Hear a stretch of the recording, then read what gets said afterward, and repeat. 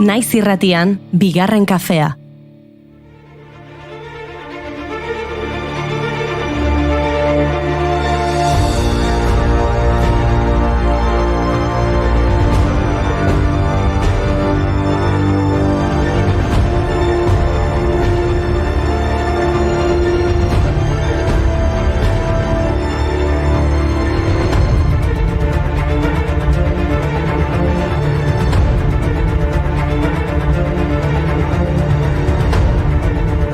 Arratsaldeon, ez dagit elkarri eta entzulei zorionak ematen hasi beharko ote genuken gaurko saioa. Gaur irratiaren mundu eguna da eta dena esaten hasita, astelena ez da hain astelen horrelako egun seinalatu batekin.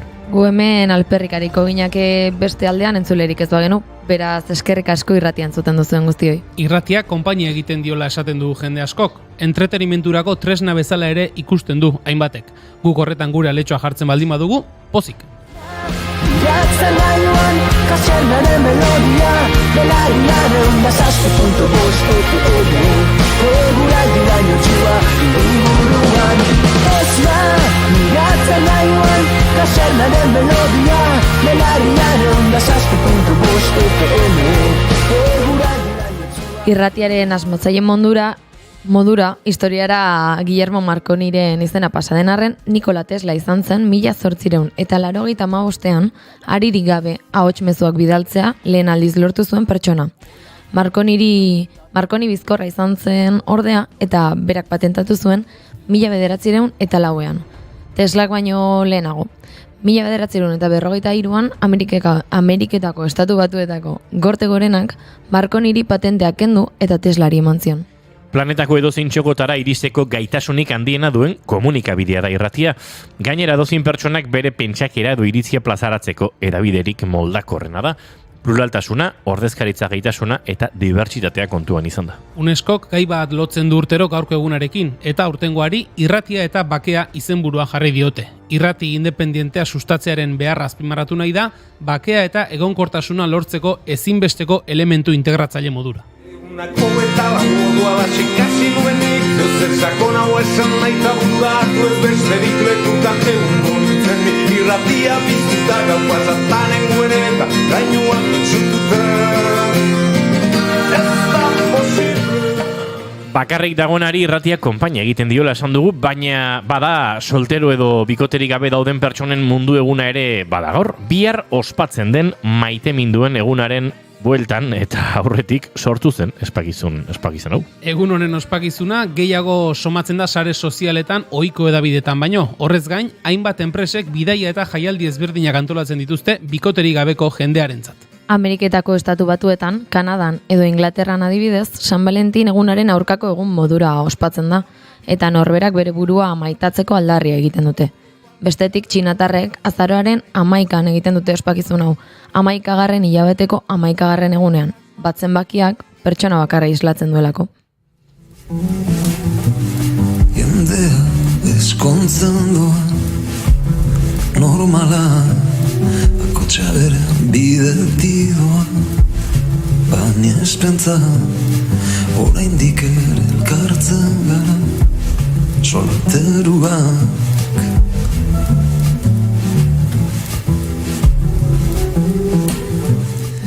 Tira, seriago jarrita, gaur epilepsiaren nazioarteko eguna ere bada. Munduan gutxi gora bera 75 milioi pertsonek duten gaixotasun neuronala da, eta herritarrak beronen inguruan kontzientziatzea da gaurko egunaren helburua.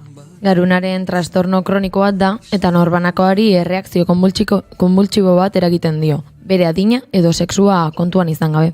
Gaixotasuna epairatzen dutenen 80% diru sarrera ertainak edo baxuak dituzten herrialdeetan bizi dira.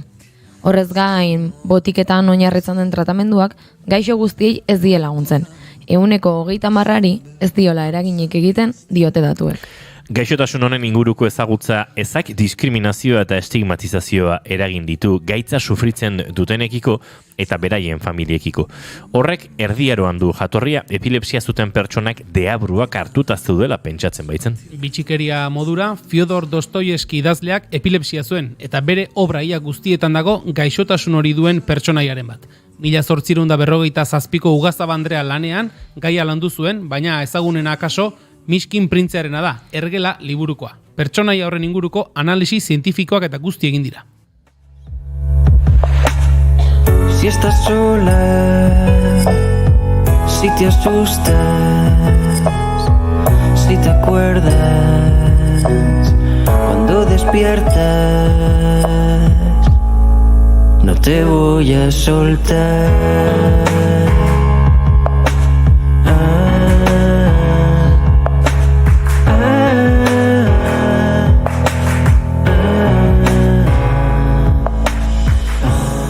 Agian Dostoievskiren lan bateko historia ere izan zitekeen ondorengoa.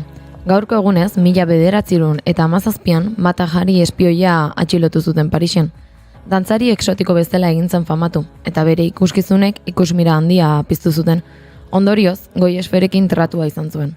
Alemaniarentzat espioi modura lan egitea eta Frantziari traizio egitea egotzi zioten, eta horregatik exekutatu zuten.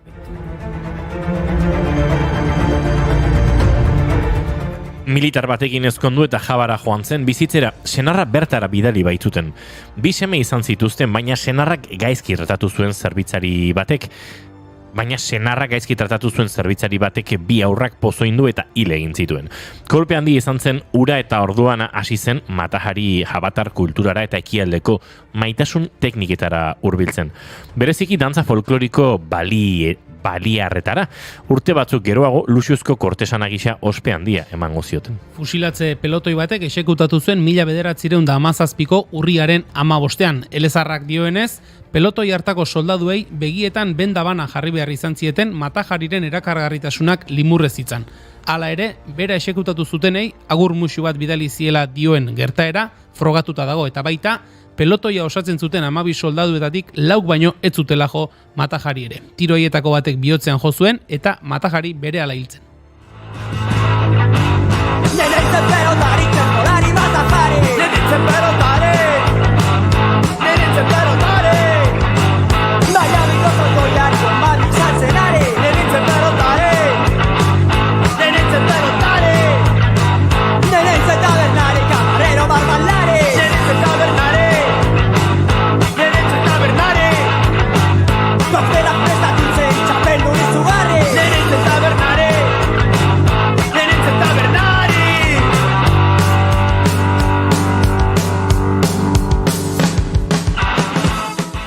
Peter Gabriel musikariak 73 urte betetzen ditu gaur. Genesis taldean eman zituen lehen urratsak musikagile ingelesak, baina handik aurrera ibilbide oparoa egin du bakarlarin modura ere. 75ean erabaki zuen Genesis taldea uztea, banda hura hartzen ari zen kutsu komertzialarekin ados etzegoelako. Esperimentaziorako joera izan zuten Peter Gabrielen bakarkako lehen lanek, 1978an guztiz esperimentala zen disko bat atera zuen, eta bere diskoetxeak etzion 80. urtera arte beste diskorik atera zigor modura. 86an argitaraturiko Show diskoarekin jo zuen goia.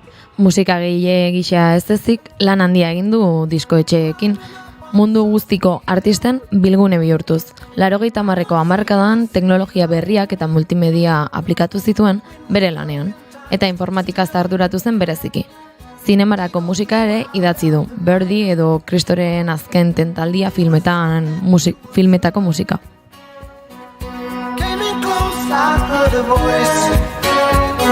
Standing, stretching every nerve. I had to listen, had no choice. I did not believe the information. Ezagunak dira bai Peter Gabrielen kantu gari, baina nork ez du ezagutzen Danubio urdina obra. 1867an estreinatu zuten gaurko egunez Bienan. Johann Strauss semeak idatzitako bals bat da eta bere obrarik ezagunena dela esan daiteke. Bienan giro tristea bizi zuten garai hartan, 1866an Prusiaren aurka 7 asteetako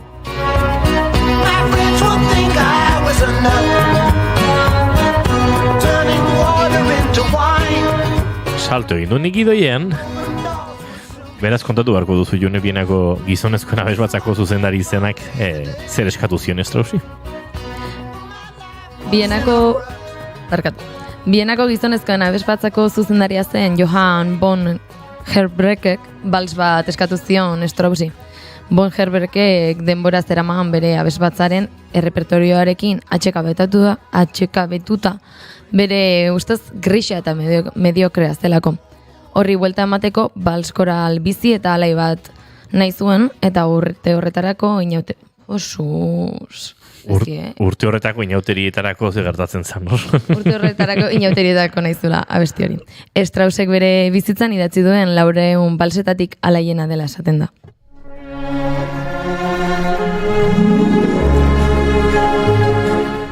Lehen hasi naiz kontatzen, gidoian parrafoa saltatu da Bienan giro tristea bizi zutela garai hartan. 1876an Prusiaren aurka 7 asteetako gerra galdu ostean. Balsaren letra idazteko enkargua jaso zuen Joseph Weil polizia komisarioak bere sentimendu politikoak adirazteko probestu zuen aukera hura. Koruko kidei ez zitzaien letra gustatu eta oihuka protestatu zuten abestia entxeatu behar izan zutenean. Estreinaldia etzen bat ere ondo atera, baina urte hartan bertan Johann Straussek zuzendu ahal izan zuen obra bera Parisen eta sekulako arrakasta izan zuen. Pentsa, aste gutxiren buruan obraren partituren 1.000.000 kopia banatu ziren mundu osora.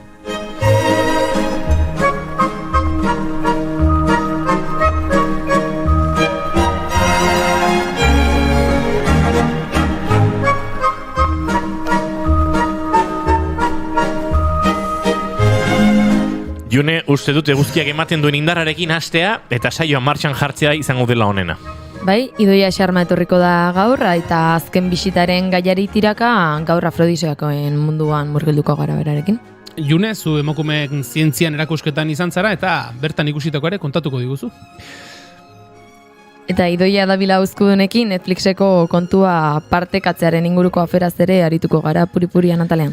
Aizue, uste dutena prest dagoela beraz, guk kafe bat beharko dugu, gaurko astelen honi aurre egiteko, edo 2, edo 3, edo 4.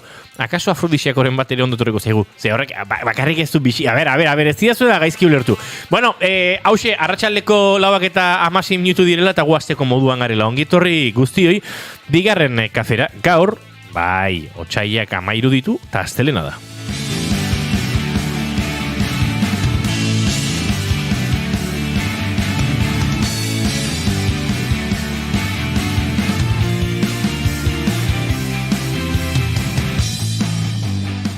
Zuekin jaun Andreok, June Romatet Ibarguren. June, animo! Arratsalde on edo.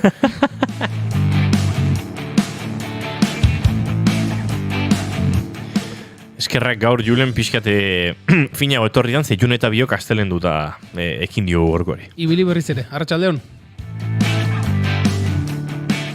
Doña San Marko nuke ibiltzeagatik balitz bintzat. Julen goikoetxe horbe gozo, June Romatet Ibarguren, eta izketan ari zaizuen hau, Inigo Asensio Lurbide gaur bigarren kafeak 520 du, otsaiak 13, arratsaldeak 4 eta 17 minutu, eta hemen 3 laiztor 4 izateko aspirazioarekin ongietorri.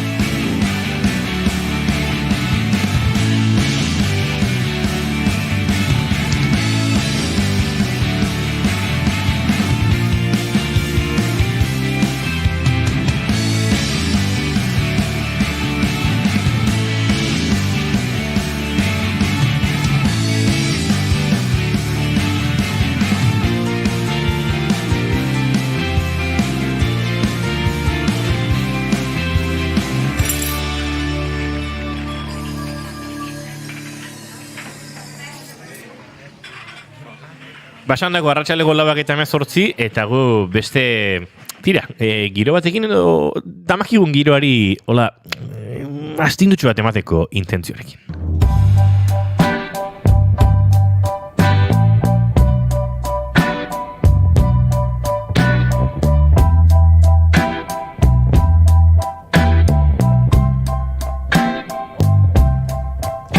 I wouldn't know where to start if you ever were to ask me if I ever came to say. Romatet Ibarguren tar June. Esan? Zein zure maite duta? Nere maite duta dia, eske bain justo eukietan sarrerakin emango hemen nire maite dut adia resaka emozionalak. Oi, akabáramos, jarraitu zure testigantza kontatzen. Ez, hori maite dutela, pixka tristea da ez, resaka hori eukitzeaz azkenean pasaden zerbaitengatik da, baina hori eukitzeak esan nahi du pasaden hori ona izan dela. Eta hori, nik hori xebera daukat asteburu hontan parranda polita eukidetelako eta aspaldian izan duten honenetako bat delako. Eta, badatorki dalako beste bat, baina ja gogoak ingatu nahiz urrengo urtean berriro parranda hori eukitzeko. Nik gozar esango izut, Jone. Horri parranda barkatu horri, resak emozionala ditzea eufemismo majoantzeko da, Nintzen pentsatzen, tira, polita geratu zaizu, eraz. Zaiztua. Bai, iriko goti doia xarmariren mikroa parra egiteko lasei, bai.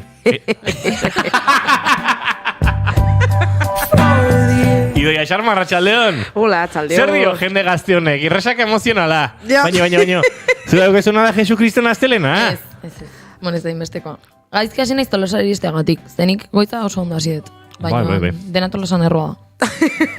Ze esango zu nik, behin bi ordu tardanen. Uste dut gaur, irratxai honetan ez dugu lairuro bukatuko, Julen. Gehiagok edo gutxiago. Kaso gehiagok. Bai, ze, June Tolosarrek entuten badute, ez dakit, edo denak etorreko zaizkigun ona. Atejok ego etorreko zaizkigu. Edo... Etortzea kotxe ez daula ustea parkinan lekuan ez ez.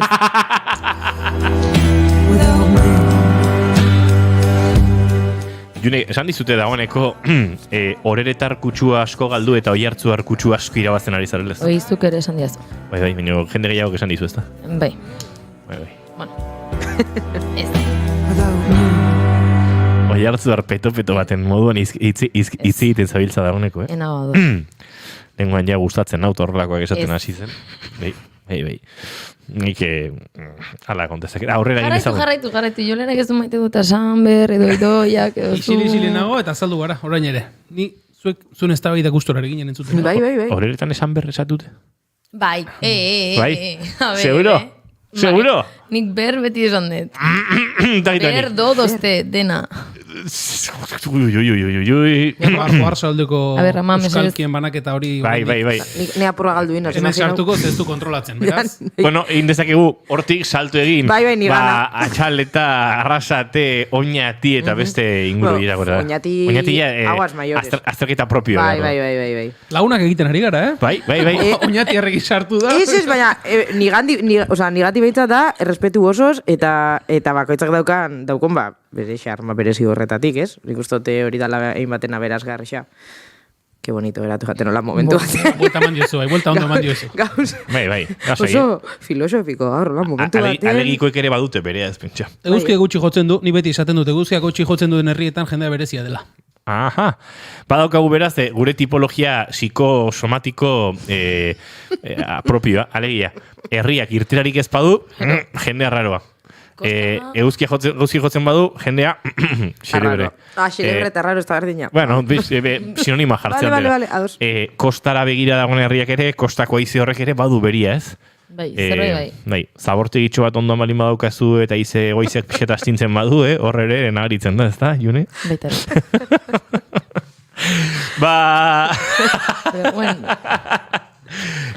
Julen goiko etxearro oso. Zein egiren maite dut da? Zen edu nik orain esatea?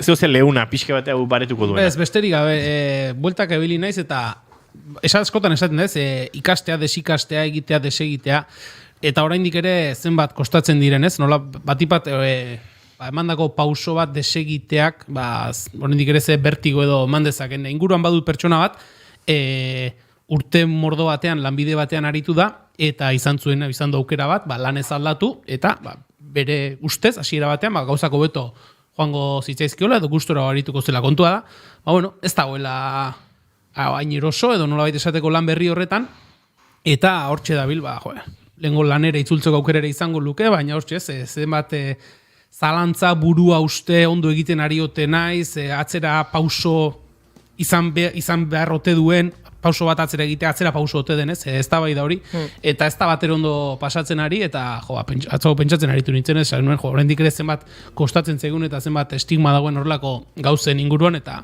horixe, besterik gabe.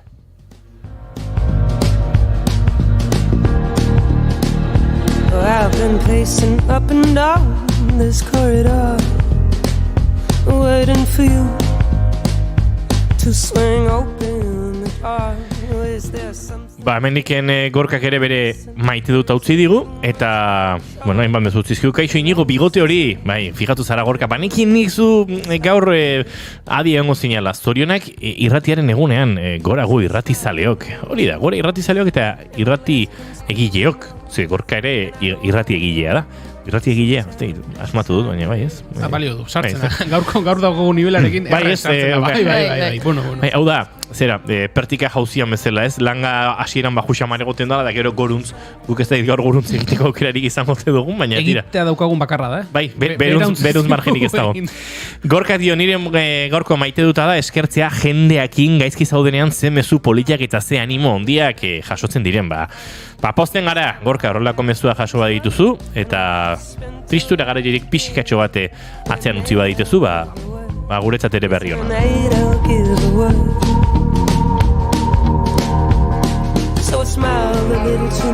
Nik bi dauzkat maite dutak, eta biak maite dut ezak dira, eta biak Goya sariekin lotutakoak dira. Ez dute zer berririk esango, ze uste dut gaur hausnarketa hau Twitterran jende askok egin duela, baina, bueno, Euskal Zinemaren sariekin poza hartzea aukera bada, bestea pentsatzea Euskal Zinemak, euskaraz egindako zinema bezala ulertzen badugu behintzat Euskal Zinema, ez duela ospatzeko gehiagirik, ezta? Eta euskal produkzioen berakadak eta euskal erreferente diren pelikula horiek azkenek urtetan joan direla agertzen. Bueno, ez dut uste aurten Goya sari dagokionez behintzat, hori denik ez, gure industriaren errealitatea. Esango nuke Goya sariratik aratago ere gehiegi ere ez, baina tira, badaude hor noski, oraindik ere euskeraz gure produkzioari heldu dioten lanak, eta eurentzat zorterik onena, dagoeneko batzuk bidea egindakoak dira, beste batzuk laizzer estrenatuko dituzte zinemetan euren lanak, eta zorterik onena denei, baina bai, uste dute hausnarketa bat egiteko modukoa badela euskaraz egindako zineari dagokionez, bueno, Goya sariek erakutsi duten erradiografia, baina orokorrean handik aratagore dagoena. Beste gaia korapilatxua da, eta ez dute izena bizenik ukatuko, Telmo Iruretak jaso du aktore berrien sari hori. Poza handia eman zidan, Telmok irabaztea. Zinemaldian gurekin izan genuen, lehenago hemen izan dakoa dugu, beste sexberdinak antzeslanaren inguruan, bertan Aitziber Garmendiarekin aritzen da. Zalantzarik ez poza hartu nuela, eta euskal aktore batentzat, eta euskaraz ere diarduen aktore batentzat sari bat dela. Egia da, bera aldarrikapenean, niri behintzat hainbat hitzek frikzio puntua sortu zidatela. Pertsona batek garun paralisi izateagatik, eta egin dut lan gertutik garun paralisiaren inguruan, eta badakit zertaz ari garen, aldarrikatzea horregatik sexuarekiko eskubide bat duela, uste eta akats badela. Uste dute ezin dugula ulertu sexua eskubidetzat, ez garun paralisia duenarentzat, ez diru asko duenarentzat, ez sexu harremanik izateko beste aukerarik ez duenarentzat, sexua eskubide, ez dut uste izan daitekenik, eta juistu egunotan zorionez inguruan baditut hainbat eta hainbat pertsona antzeko iritziarekin edo iritzi berarekin, eta Ana Poianen bideo gorsaretan ikusi dut, iruditu zaite ekartzeko modukoa zela, tipa jantzia da, pentsalari fina, beti zorrotz denari erreparatzen diona, eta hause erreskatatu nahi nuen. Las personas con discapacidad en este debate no solo somos el objeto de debate, también somos sujetos. Desgaitasun duten pertsonak ez direla eztabaida honetan bakarrik objektu, baizik eta baita eztabaidaren sujetu eta badituztela obligazio moral eta etikoak. Quiero decirles que una discapacidad no exime a nadie desgaitasunak del imperativo ez dio inorri de no tratar obligazio etiko otra persona hortatik kanpo uzten. como un medio y no como un fin. Argi adierazten du ez, pertsona bitartekari eta jomuga bezala jotzearen arteko alde hori, eta nola desgaitasun bat izateak ez duen inor ardura etiko hortatik kanpo uzten. Ana Poian ezagutzen ez duerentzat, Valladolideko unibertsitatearen unibertsitatean filosofian graduatua, filosofia teoriko eta praktikoan masterra egindakoa, gaur egun doktoratza egiten ari dena, UNED-en, filosofia, feministan, errepublikar ideologian, sozialismoan eta marxismoan ere teoriak eta hainbat idatzi publikatu dituenak eta tira, erreferente horietako bat zalantzarik gabe. Eta orain ere iruditzen zait jarri duela, azpimarra jarri behar den tokian eta gainera eskertzen da askotan, dirudi bestela ziegitasuna falta zaigula, ez? Desgaitasunik ez dugu, desgaitasun pertsonen eskubiden inguruan aritzeko, eskertzekoa da Napoleonek egoera hortatik egindako hausnarketa hau. Eta uste dut hor oso errex irentsi dugula aldarrikapena bera, eta Telmo txalotu eta Telmoren sari hori ospatu nahi horretan, akaso ezkarela nahiko finibili, nire ustez, eta jende askoren ustez mezu horren atzean, dagoen trampa hori identifikatzeko, sexua eskubide bat dela esatea. Gehiagitxo ez ote den. Hau horrela, lauterdiak eta oraindik maite dut bat botatzeko, Idoia Xarma, zure txanda. Parkatuko ditentzuleak, nire eztarria guztiz berreskuratu da bena bil, baina badua pixkanak, nik uste bizpairu egunetan inatoriak pasatzerako egongo dela prest. Zina zure maite dut, Idoia? Maite dutakin hasi aurretik guzteko gaten zuk esan dakoa azkenengo ideia bat botatia, bat ez esan dozunean, azken baten izeleikela errexirestia, ni ustez oso, niri transmititu duten da azkenean mezu horrekin oso azalian geratzen dela gaixa. Eta guztiz adoz nauz, nau esan dozun aipatu dituzune punto danekin, hitzezitz, azkenien dalako hortatik, zen puntutara arte, gabitzen azken baten pertsona baten garaipen individual batez, txalotu guran, eta bertan galtzen die bere kondizioagatik edo aldarrikatu alditxun beste kontzeptu batzuk, nire ustez hori geraketan dieniak geratu leizkenak holan zabalduta oso azalian, eta noski sakonabak diela oso, eta hori lanketa bat bierda bilatzetik. Beste barik, superra dos nago esan dakoakin, eta pia bat eskertzen dut, gaina mairanieratu izana. Honey, you're so quick to skip from praise to slander. Eta nire maite duta, bada maite dut, burutezan, jatorrixa espadauko be politxa, orokorrien eta esangot, maite dutela, benetan, ze moduz gauzen galdetzen dutzuni, benetan, ze moduz gauzen galdetzen dutzuen pertsonek, benetan jakin gure dabienien zelan gazen benetan. Azaldunaz fatal. Baina, ustatu lortu dala ideia. Hau da, petzeta gatu erokorrian eta nahiko itxuta gauzela jasotzera, pasemoduz, eta inertzia zerantzuten duela askotan ondo, batetik, igual gu ez gauzelako prest asaltzeko benetan momentu hortan zelan gauzen, baina parien galdaukuen pertsonak, uri galdetu duzkunak igual ez daukolako momentu horretan benetako erantzuna jasoteko ez balia biderik, ez gogorik, edo, beste barik, ez hori, betetiarren itxendien galderate erantzunak dielako. Eta justo azte buru honetan, momentu eskaix baten ninguela, gerturatu jaten lagun bat, eta momentuen, aurpegixen igarriko jaten petetan dute, oso ondo ninguela. Eta hori jaten galdean sostenido, zemo usaz, ondo usaz, esaldi xasan ondo usaz, edo zemo usaz, eta nire erantzuna izen zan, zegozu benetako erantzuna edo gezurretakoa. Eta zausten, nik egixetakoa gurot, galdetzen dutenian beti nahi dute egixetakoa. Eta ez dakit pia guztu gaten. Benetan, ez azpimarratze gura, en plan, ez dutu galdetzen, ez errutzian geraketako, eta benetan guroterako jakin zemo usazen.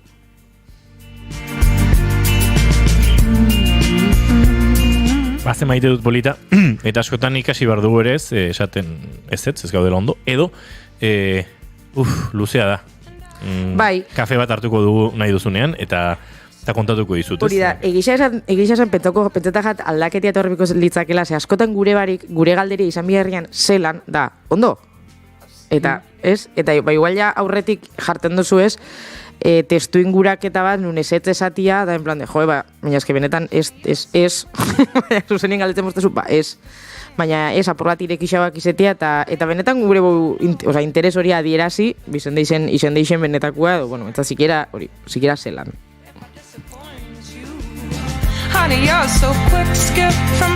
Entzule batek idatzi digu, aipatzen ari zineten gaiaren arira, esan beharra dago aldarrikapen hori egin duen aktore euskalduna, gizona dela, zuria dela, cis dela, heteroa dela, eta euskararik ez duela hitzartzean aipatu. Bueno, bi gainazten ariko ginak kasu honetan, baina bueno, entzule horrelaxe azpimarratu badigute, horrelaxe aipatzen dugu, eta ez diogu gaiari buelta gehiagorik emango. Momentuz, baina kaso honek merezi du osnarketa sakonago bat, ze pelikula bera ikusita ere, iruditzen zait badagoela sexu zerbitzu ia terapeutikoaren zuritze bat, eta nahiko arriskutsua da deritzodan zuritze bat, baina bueno, hemen ere iritzi kontrajarri desente izan genituen Donostiako zinemaldian La consagración de la primavera estrenatu zenean, beraz, bueno, pelikula ikusteko aukera baduzue, eztabaida gaia ere baduzue, hori bai, eztabaida gaia, ez da, Gabonetako afarian zuen familia politikoak eta horren astuta dabiltzan horietan, ateratzeko modukoak. Hau esan da, arratsaldeko 4:15 minutu izango dira, 6 segundo barru, beraz, aurrera egingo dugu, eta Idoia Xarmarekin murgiluko gara, afrodisiakoen munduan, edo hori esan digu behintzat.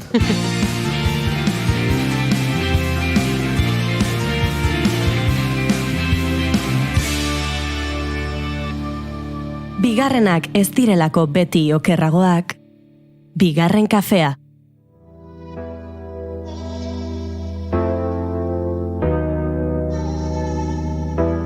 I just broke up with my ex. Now I'm already single, I don't really know what's next. But I ain't even tripping, I'm jealous, sit back. I know they will be coming from the right. Azken bisitan Idoia Xarmarekin aritu ginen, zerbait erori da hortik, ez da? Bai.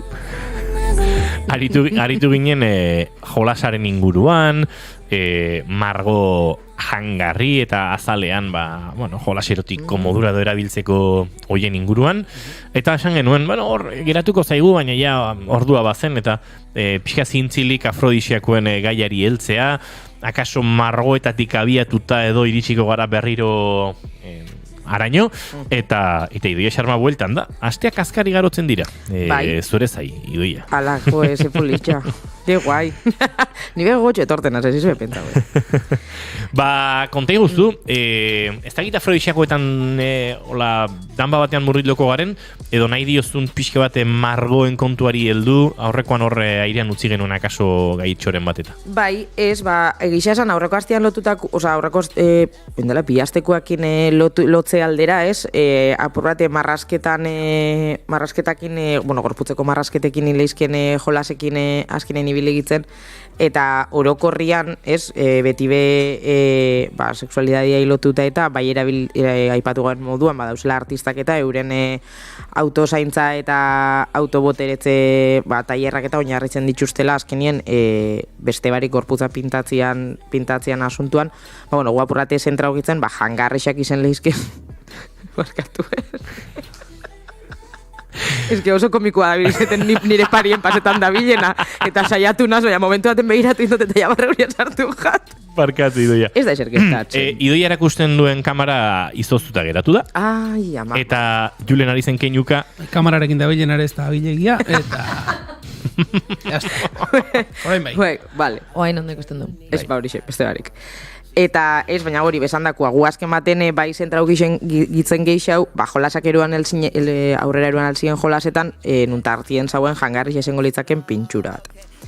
Eta kuriosidades, edo niri gai honekin loturia itxeko aukeria emususten datua da, naiz eta existiruten dien, azkenen merkatua superranitza da, eta marka pila bat dauz kosmetika erotikoan barruan.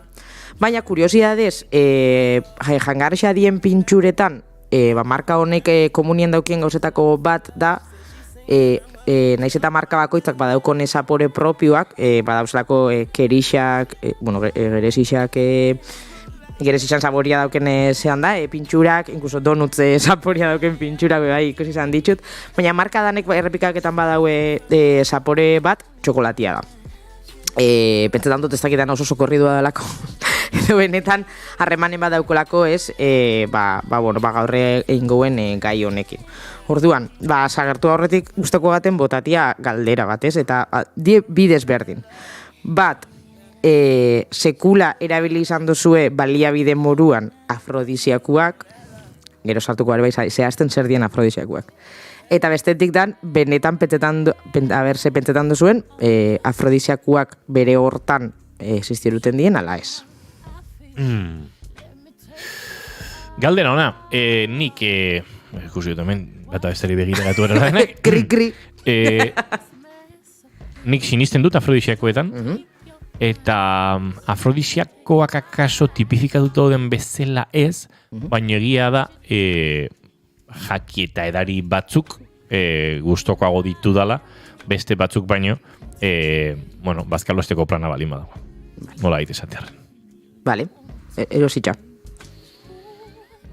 Nik ere afrodisiakoetan bai, sinistu bai, baina ez du nuke esan gorela nigo izan den bezala, ez zerbait espezifikoa edo hori ez. Bai, lotura zuzenik igual ez. Vale. Bai, nik ere Julenekin iten dut bat. Bai, vale. Aria pentsatzen orain jentzulegoa. Sos! Zelena. Bai. Danondako da estelena, nigo dako. Ez, Idatzi ditzatela, bere jiren. Bai, hori da, interakzio beti eskertzekoa. Gaina, bota ingoitut batzuk. Adibidez, ta neurrian, noski. Alkola. Vale. Baina neurrian. Vale. Niri ron Coca-Colak kubatak asko jartzen hau. Maravilla, niretako jarabe zaporiako. Bai, niretzako ez, edo jarabe lana egiten dit. Vale, maravilla. Baina betikoa da. Trago pare batekin egon zaitezke oso bixi, hortik aurrera, edo akaso bixi bai, baina zerbait ez da bizitzen. Orduan, erekzioan eragina du alkolak, eta hor ere badao nik uste transito bat, ez, alkolemiaren prozesuan. Orokorrean kitzikapenian, oza, esakila euki alkola tartien, demaseko alkola dauenean, ez da izaten normalen lagunona. Kanelak, kanelak pixte, no? Eta kanelarekin gainera badago ez, pixkat jolasean aritzerakoan, batetik usaina, oso usain asko duen produktua delako. Bai, aromatikoa. Hori da. Eta gerora, inkluso, nik ronari kanela adarra jartzen diot. Bai, baina ja ez kontestu sexualean, hori da zuzailako koktelero bat.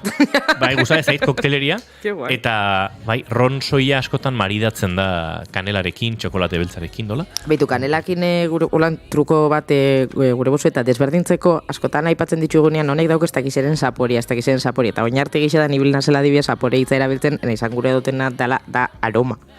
Zaporiak azkenien dauzenak, eta die, gasixa, gozua, mingotza, mikatza, eta horren desberdintasuna ikusteko da zuzen dozunean kanela dan aroma bat edo dan zapore bat. Eta adibidez, nire iztiak dietetika ikasten zobenean, arek inzuzkun klasien inzotzien truko bat, eta esan begixak eta pauta ikusitxa, kanela eta azukria nahaztuta, eta guki hori sartu bigabe naguen, eta sudurra tapau. Orduan, lehenko esan bizaben, ze zapore dakotzu, eta gozua segitxuen igartzen da. Baina orduan zan, sudurra destapen zuen, orduan hartzen zaben kanela, eta hor desberdintzeko zer dan zapore eta zer dan aroma. Beste dariko oso kuriosoa menta baten. Bai, eta begiak itxita gauza asko ez desberdintzeko moduan gara, eta ja sudurrak estalita, dagotez bat sudurrak estalita eta begiak itxita, ardo beltza gorri eta txuria, desberdintzen ez ditugula diona. Bai, Eta kosta egiten da. Oso goza kurioso da. Qué fuerte. Bai, begiak itxita bakarrik, ja, ardoak ezberdintzea ez da inerreza. Baina sudurra tapatuta, ikaragarri aldatzen da. Bueno, horiek gero, nik uste badudela beste batzuk akaso, sugestio bidez edo barneratu ditugunak. Ez marrubiak eta txokolatea. Nik zein marrubiak eta txokolateak berez afrodisiako gaitasunik baduten. Baina akaso zinemak, narratiba global batek kontatu dugu hori badela, ez, erotismoaren parte, ez da egite, Doritos batzuk ez ziren bezala. Berez hasi garen dian ez, aipatu dugu txokolatia berabe, eta txokolatiak azkenean gure gizartian badauko sekulako presentzia ez, emuten daue gaitz danak sendatzen dituz janari bat dala. Esan triste zeuzenean txokolatia. Libido faltan zauz, txokolatia. Sexuaren ordezkapena behar duzu, txokolatia. Ikasteko, bueno, memoria eta hobetzeko baitxa. Hori zut, alor batean bai sartzen geralaia, gutxoera zientifikoki erakutsitako zerbaitetan, eta da, txokolatea porzentai batetik gora, zinka duen produktu badela, ez? Uste dut. Vale. Beiratukot. Julen Aria Googleen dagoeneko bilaketa egiten. Maravilla. Nik nutrizionistaren bati entzun da, bai, 180 gora edo, baina akaso ez da zinka eta da ez dakit magnesioa, manganesoa edo, auskalo zertzen. Nik ekarri duten datuetan, txokolatiak aiet daukala feniletilamina eta triptofanua. Baina zinkik ez. Auskalo. Izalik, sinisten dut. Igual hori izan. Beitu, karrikotu datu bat, dala, segatik ditze jakien afrodisiako, ez nondik etorri leiken izen hori, kuriosidadez, izen hori jarri zotzan, edo deitzen dut gaur egun afrodisiako, Afrodita jainkosai esker. Beraz, mitologia danetako jainkosaik ederrena, eta, esaten da, inok ezin zauela bere xarmetatik iesein, txokolatiana inok ezin dauen iesein dauen moduan, batez be aurreko azteko bonboi horreik baldin badie, desde luego. Orduan, historixak esaten dau, Kronosek Uranon genitalak moztu eta itxasora bota zitsunean Afrodita jaixo zala, edo Venus erromatar mitologian kasuan berbaitzen baldin magabit. Kontua da, Afrodita dela maitasunan, edertasunan, ugalkortasunan eta udaberriko energian jainkosa.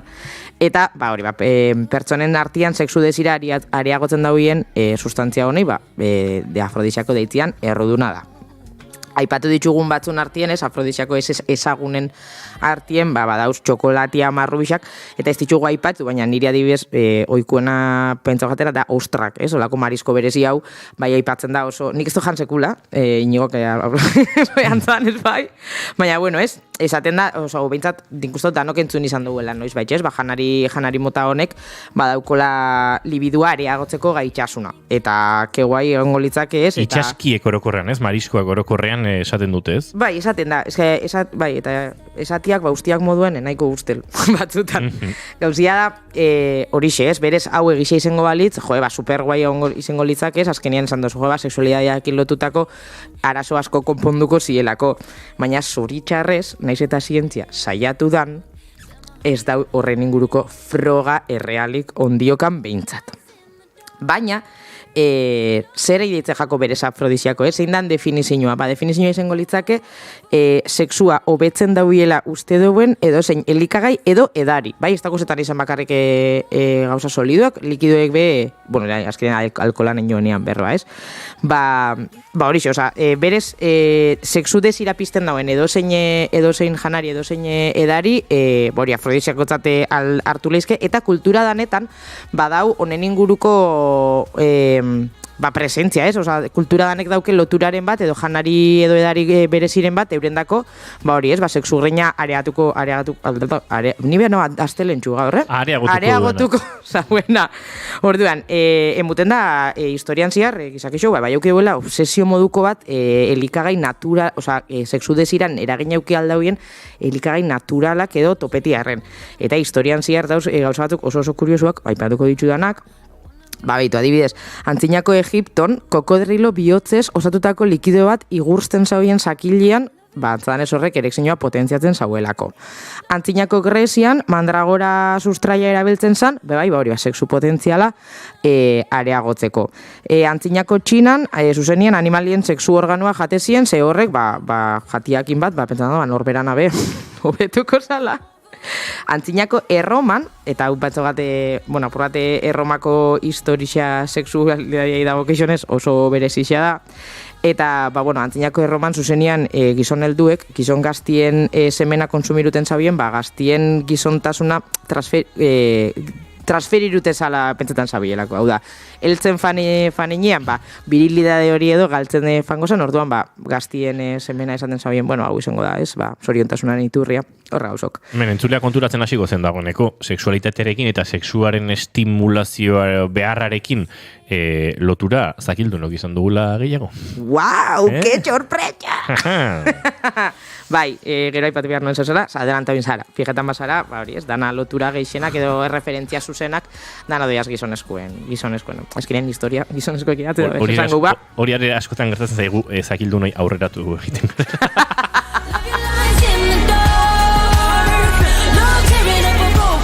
Hemen Gorkak esan digu, niri palomitak eta mostoa. Vale, wow. Baina batera. Ez dakit. Nintzen pentsatzen Gorka, zinemara joaten bazara, nik bengoan erosin orago palomita pote erraldo joitako bat, ansidadeak jota, gero bukatzeko komerik, baina eskerrak nire kasua ez ze bestela. Aretoan ez da egin, beste palomita janda. Jo, alako gaina horre jaten duzunean, ja, palomita horri dauzen gazixa, geraketa jatzula ja mingaina. Bai. Bueno, datuekin jarraitzuta, eta porrate santzinan biligare, baina, bueno, gertu hau karritxa, lehen aipatu duen, Europan mendietan ziar usti izan dela marieskoa eta bereziki ostrak, belikagai afrodiziakoak izen diela. Sardinian, Eulixen larba bizitzen infekzioai esker egindako kasu marzu deitzen den gazta bat, eurak afrodiziakoa sala petzetan zaudien, orduan, hori, Eulixen larbe... Ebia pentsa, nik esan nuke gazta zero afrodisiakoa dela. Beitu, Sardinien ez daue ala pentsetan. Eta adibidez, Indonesian dago fruta deitzen dana durian, edo, bueno, duriana euskeratuta, eta han zuzenian afrodisiakotzak jotzen da, estrogeno maila handixa daukon fruta bat dalako. Orduan, bueno, esan dakua. Berez historixak eta kultura danek daukeolako loturaren bat, baina, hori ez, ja ekarretxa purtxo bat ez, ikerketen arlora, egisa da, mistika honedanak eta ez, azken baten jankingura horretatik, bai urten zan bihar bat jakitzeko benetan, aber honek gauzok, esaten ziren gauzok, eta azken urtietan zian marten du izen dien, honek esaerok, aber benetakuak dien, ero ez, eta hori, evidentemente, zientzialari zen lana da, gu nahikoa dauko benakin.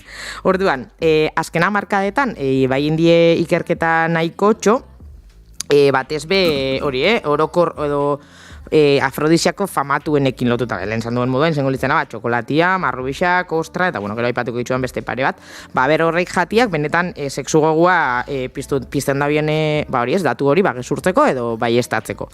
Eta, ikerketa garrantzitsuenetaiko bat, harturatu zana afrodisiakoen inguruen dauen literatura dana batuz eta berrikustiaz, Guelph izeneko unibertsitate batekin zauen Kanadan, eta ikerketan arduradunet gatrasaien ondorioa azkematen izen zan, afrodisiako naturalak bere hortan, como tal, hau da, modu ertsi baten existiruten ez diela da, baizik eta janari honek badaukiela hainbat ezaugarri eragin aldauienak gure sexu libiduan. Ala ere, ala eta be, efektu horrek igarri alizeteko janari horrek konsumiru bileko genitxuzke kantidade ingentietan, orduan eritzake oso osasuntsua izango kasu hontan, ez da gomendagarrixa dan zehozer.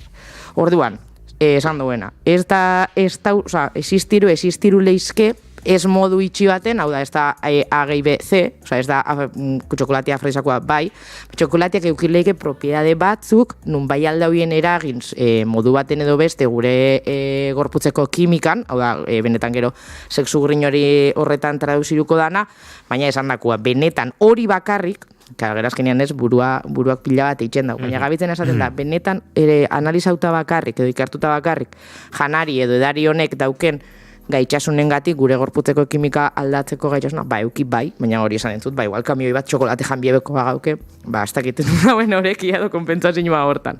Kontua zeharkako ze eragin duen gure. Hori da, hori da, gero adibidez, oine zehaztuko ditugutako gauza, afrodisiako konkretu batzun, eta benetan euren efektuak azaldu dien zera batzutan, ez dugu aipatu, eta baina oso politxa pentsanta jakin da nun gauzen, eta lelenetarikoa da kafia. Orduan, kafeina, kafiak dauko kafeina.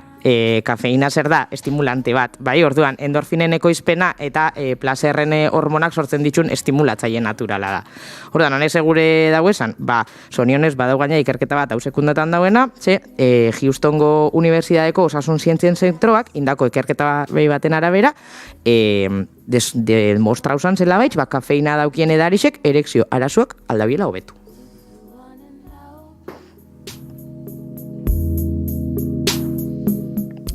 Orain, egunean kafe asko hartzen ditugunon inguruan, oraite pentsatuko du, tira. Zenba da asko.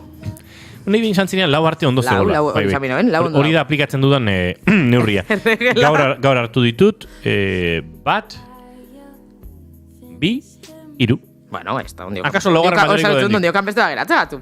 Ados. Ari berdinetik tiraka, txokolatian kasuan sartuko bagitzen, badauko kafian bidetik, apura segikadoian asuntua. Daukolako oso efektu antzerakua. estimulazioai dagokionez. Gauzia da txokolatian kasuan ez dauela balixo edozein txokolatek, ez dau balixo Nesle Gorrixa. Extra fino horrek daukona txokolate, bai uneko 2 edo, da ez dana ez nia. Horrek ez dau balixo. Izen bihar da txokolate beltza, eta lehen aipatu moduan, feniletilamina eta triptofanoak daukien txokolatiak. Triptofanoa, ez dakixen handako, da melatoninan prekursoria da hormona bat, eta melatonina da luan hormona. Orduan, sekula loitzeko arazuak baldin badakotzu, probau txokolate ontzatxo bat jaten, hori izan dagoa. Txokolate iluna. Igual funciona oblike.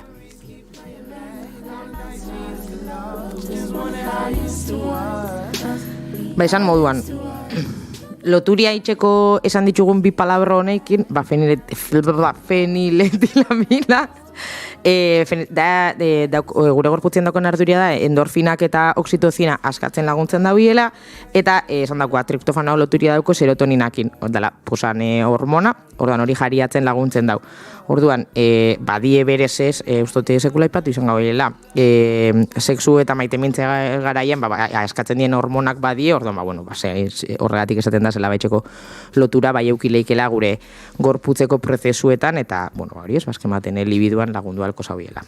Eta gero ja dauz diela apur bat berezi xauak, edo ja apur bat bedarren asuntuekin lotuta, eta izekulantzen duzuen ginsena, nik izango nako bastante modan dauela.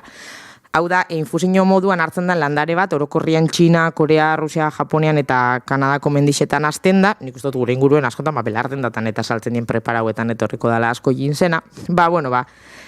Ginsenak, edo ginsen infusioak kasu honetan, oxido nitrosuan ekoizpena areagotzen dau. Ez dakit gogoratuko sarien, noiz aipatu gaben, iragatzaio hontan, oxido nitrosua, baina izan zen, justamente sakilan erekzinuan, esangot prozesuan inguruan berbaitzen ibili gitzenian.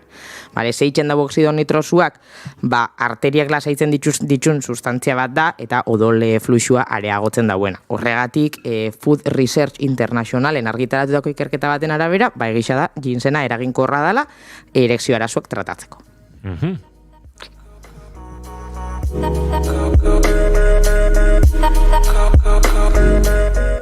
Eta azkena da maka, hau bai nik enon ezagutzen zuzenian, baina bai badakit nik nire tailerretan erakusgai eta salgai ditudan produktu batzutan, batez be gel estimulatzaileak, hau da dienak, bai sakilan glandian, bai klitorizian konkretuki botatzeko likido batzutan, euren osagaien artean dau landare hau. Eta hau da, handietako mendixetan landatzen da tuberkulu mota bat, eta adibidez, badauko bai gaitxasuna odol fluxua areagotzeko gune horretan, urban kasu hontan, zabalduta dauen erabileria edo da, menopausia garaixen edo klimaterio garaixen dauzen emakume eta pertsonen, sexu desira hobetzeko erabiltzen dela geixen. Orduen, oinarte, ez du aipat, inpetzonen urtengo zala oinarte igual hitza, baina nik ustot nahiko argi geraketan dela afrodisiakuen kasu hontan asko funtzionetan dauela edo esan nahi asko daukola placebo efektuak. Bai? Azken baten, zientziak heltzen dan ondorioan nagusi zinetariko bat, nahiz eta ikusi duen moduan, badauz benetan, zientziak demostrabal izan dauen efektu batzuk, janari, naturan daukuen produktu batzukin, paper garrantzitsuena edo esango geuke buruak itxen dauela. Hau da, esan moduan, produktuak edo janari edo edari honek estia afrodisiakuak bere hortan. Baizik eta esan duen moduan, eski kantidaden neurrigabietan hartu biharko genitxuzke, eta hori, bestak puntotan hartu izango litzaken konpensauko leuken zehozer. Orduan, esan dakua, txokolatian, kafian, ostren, edo danadalakuen botere afrodisiakuen sinisten bou, edo palomiten, edo mostuan, edo ronkolan, edo kanelan, edo zeinei, guztatan jakune zehozer horrek benetan guk hiltzen bagare sinistera horrek gure sexu egrinean eragin aukiko dauela, eta gainera horrek hartzen baditugu, seguramente gerorako gure sexu desira, gure esitazinua, gure ekitzikapena areagotu ingo da. Azken baten, naiz eta geraketan da nolan oso poetikua, igual afrodisiakorik handixena gure burua bera dalako. Eta oporrak. Eta oporrak. Eta despertadore bari jaikitxia. Oire bai.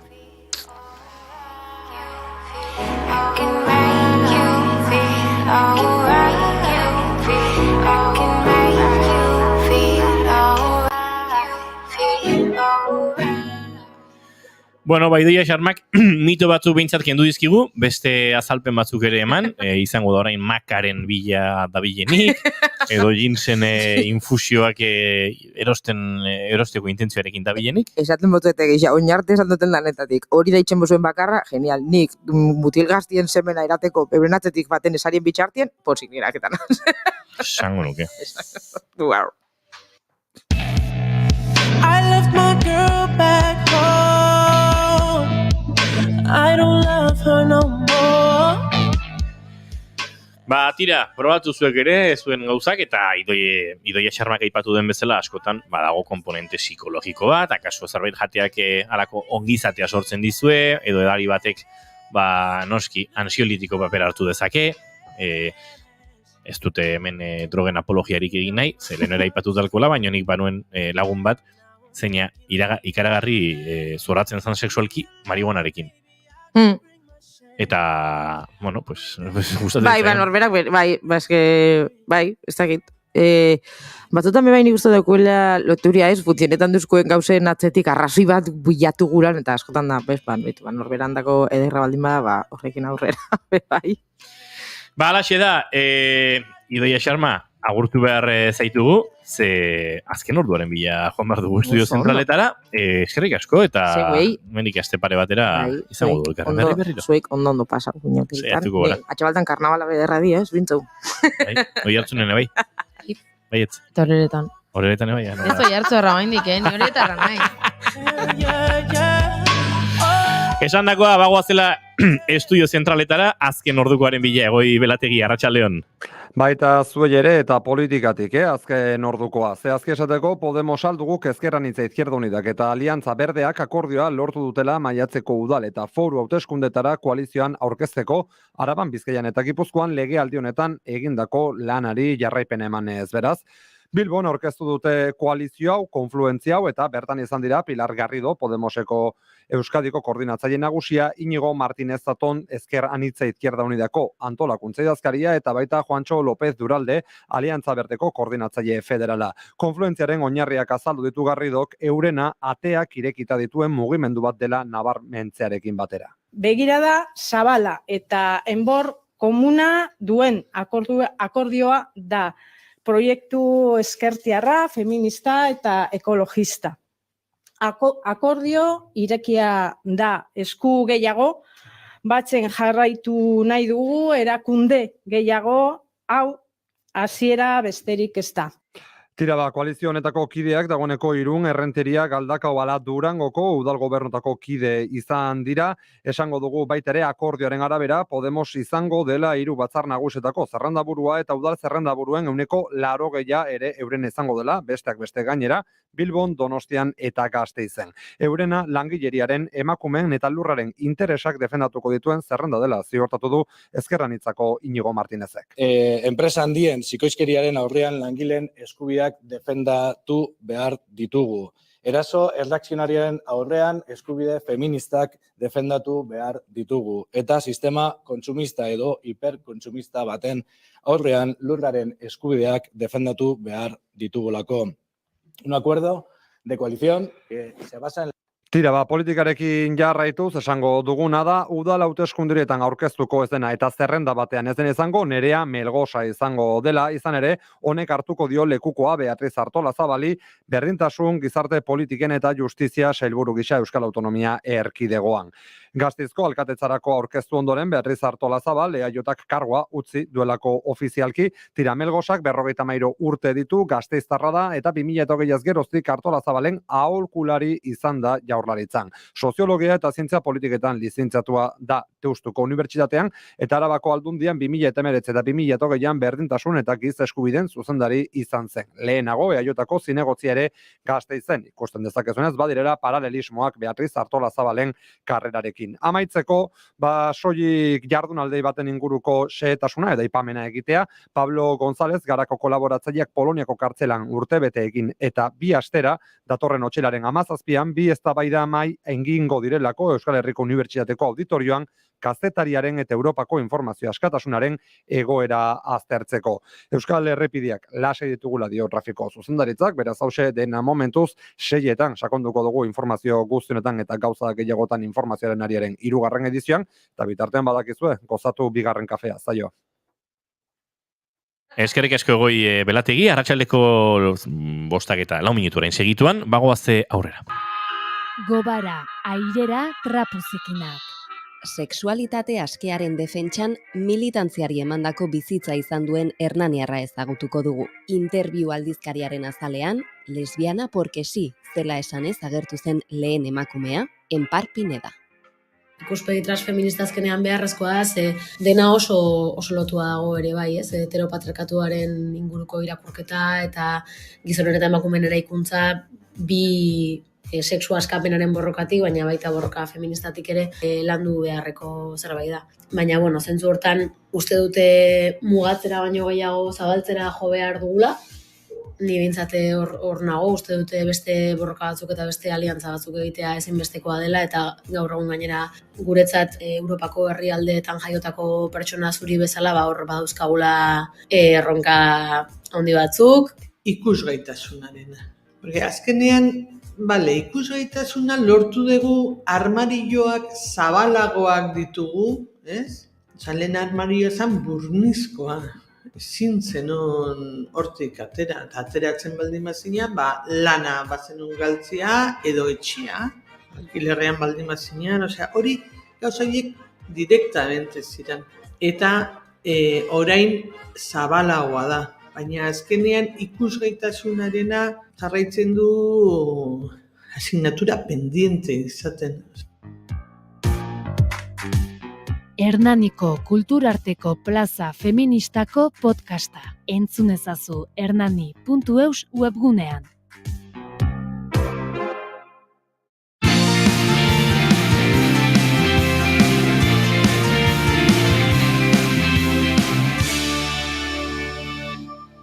Bigarrenak ez direlako beti okerragoak, bigarren kafea.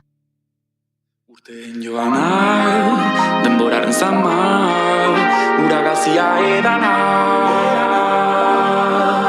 Guztion alana, hobetu zoraina, garena da ez izana. Eman, hartu, eskua, egin, utzi, lekua, ikus, senti, gure naia. Apur, nintxi, arkua, hau da, gure partua, ikus, senti, gure naia. Moztu ditzagun ertzak, emandako ezetzak, irekiareak. Aukera baten entzat, gari gabe behintzat, argitu ametxak. Joan den astean entzun genuen Janus Lesterren kantu hau, ertzak, hain zuzen ere emakumeak zientzen egitasmo aurkeztu genizuenean, eta egitasmoaren baitan erakusketa ederra zegoela ikusita, June Romateti Barguren lankidea bertaraino hurbildu da, eta kontatuko dizkigu antopatutako sekretutxo gehiago. Eman, hartu, eskua, egin, utzi, lekua, ikus, senti, gure naia.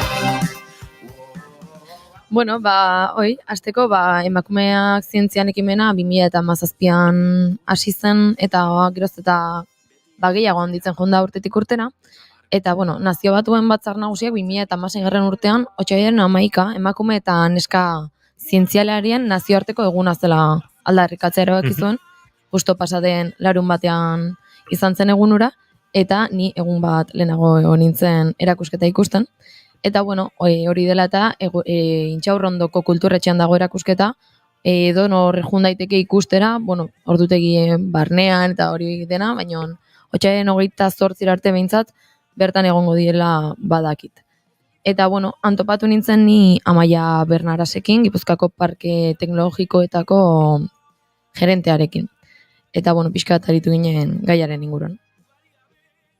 Historian zehar mugarri izan dien eta ekitaldiak emakumeak egin dituztenak, eta hortarako 8 panela dauzkagu, eta hor 14 emakume agertzen dira, eta emakume horiek adibidez badaukagu Ada Lovelace. Emakume hau zein zuen, lehenengo programa informatikoa. Edo azkeneko emakumea agertzen dana, Margarita Salas da, Espainiarra, eta bea biozientzietan emakume oso ezaguna izan zena. Orduan, historian zehar oso garrantzitsuak izan diren emakumeak agertzen dira, eta hemen ikusten dituzu erdiko paneletan agertzen direla. Eta gero aldamenetan dauzkagu gaur egun garrantzitsuak diran emakumeak, eta gaur egun zientzian lan egiten duten emakumeak, kasu honetan gure parke teknologikotan, Euskadiko parke teknologikotan, bai Gipuzkoan, bai Bizkaian eta bai Araban. Eta emakume hauek, dauzkagu 22 panela eta 51 emakume agertzen dira panel hauetan. Bueno, Amaiak hemen kontatzen duen bezala, gela handi batean kokatu dute erakusketa, eta erdian daude, bi zutabe sortu dituzte, eta bertan daude historian zehar garrantziak itxuak izan diren emakumeak, emakume zientzialariak noski, eta inguruko paneletan agiri dira Euskal Herriko parke teknologikoetan lan egiten duten emakumeak, baina denak mundu osoko jendea da, zeuden frantsesak ikusi nituen, inglesak, eta beste hainbat lekutakoak, denak Euskal Herriko parketxeetan lanean ari direnak. Hemengo unibertsitate, enpresa zein laborategietan egiten dute lanak, baina ez dira ezagunak. Eta horregatik zehazki, beharrezkoa da horrelako erakusketa bat antolatzen jarraitzea. Eta hau 5. dela kontatu digu. Ez gehalako ezagunak, emakume zientzilariak. Eta geure lana eta geure ezaugarria emanin behar delako sozietateari. Eta, hemen saiatzen nahi gana, eta orain bada 5. urtea. Hau emakumeak zientzian, eta emakumeak zientzian femenino edo esaten da bezala erderaz, ezagutzea eman nahi duguna da. Aipatu du zerbait eman nahi diotela gizarteari, baina emakume hauek egunero egiten dutelana zerbait hori eman ahal izateko. Hala ere ez dira ezagunak izaten normalean, eta paper garrantzitsua gizonek hartzen dute zientzian. Gizartea kristalezko zapaia duela esan ohi da, eta hori alor guztietara zabaltzen denaren adibide garrantzitsua da zientziaren munduan gertatzen dena. Erakusketaren erdigunean historian zehar lorpen garrantzitsuak egindako emakumeak daudela esan dizuet, eta gutxi dira gizartearentzat ezagunak. Zientzia munduan askotan gizonezkoak izan direlako gehiago ezagutuagoak izan direnak. Adibidez, oso ezaguna dan Marie Curie, bere kasun, bere senarra zen ezaguna. Eta beti egon gera gizonen atzkaldean, naiz eta gu izan garrantzitsuak ginenak. Eta kasu hontan, ezagutu arazen nahi ditugu, emakumeak egiten ditugun lanak eta zientzian lan egiten dugun lan guztia erakutsi. Adibidez, hemen daukagu emakumeak zezen esango nizuke, adibidez, Hedy Lamarr. Hedy Lamarr bere garaian izan zen aktoresa bat, baino Bigarren Munduko Gerran espiotza sarean egon zan sartuta, eta izan zen wifi, gaur egun wifi edo wifi ezagutzen duguna sortzailea, eta ez da ezagutzen. Ikusezin izatearen zergatia garbia da. Gaur egun ere hala izaten jarraitzen duelako, gizarte matxista batean bizitzeak dakarrena. Emakumea etxearekin lotura zuen pertsona zen, haurrak zainduko zituen hori, eta asko pentsatuko ez zuena. Baina izan dira emakume asko eta asko haien bidea egin nahi izan dutenak zientziako alor ezberdinetan. Hala ere Bernarasek zioen gizonezkoek ez zietela txokorik egin nahi eta lan handia egin behar izan zutela horretarako. Egoera zaila bada ere, azken urteetan pixkanaka eremu ezberdinetan tokia egiten joan dira, eta badira hainbat eta hainbat emakume zientzialari. Eta, Bernarasek zioen batez ere borroka etzela emakumeena bakarrik izan behar. Bai emakumeak eta bai gizonezkoan lana da. Denok egin behar dugu lan bat erakusteko emakumeak egiten dugun lana. Poliki dijo, badijo, emakumeak gea lana gehiena egin behar duguna, zeren geure lana da, baino denen laguntza behar dugu. Eta ea velozidade pixka bat hartzen dugun asunto honetan. Eta, bueno, gainera gehituzun, zientzia mundu honetan, gazte gehiago ari direla sartzen, geroz eta gehiago, baina iristen dena puntu batean, emakumeek ez dutela lortzen, pausu gehiago egitea eta postuetan pixkanaka igotze hori ez dutela lortzen. Zientzia munduan nabari da, zeren badaude momentu batzuk gazteak gehiago sartzen dira, gero badago momentu bat bizitzan erakutsita daude, erakusten dute dauzkagun datuak, momentu batean gelditu itzen dela, eta hortik gora jutea, behar bada batzutan sakrifizioa handiak indako emakumeak indute, baino ez dauka zergatik izan beharrik geure buruak ez defendatzea arlo guztitan, familia euki, meak euki, gure profesionaltasuna aurreratu eta zientzian eta goraka jun. Orduan, guk geure burua ere ausartak izan behar gea eta ausarta izateko geure burua ikusi behar dugu hortan ere.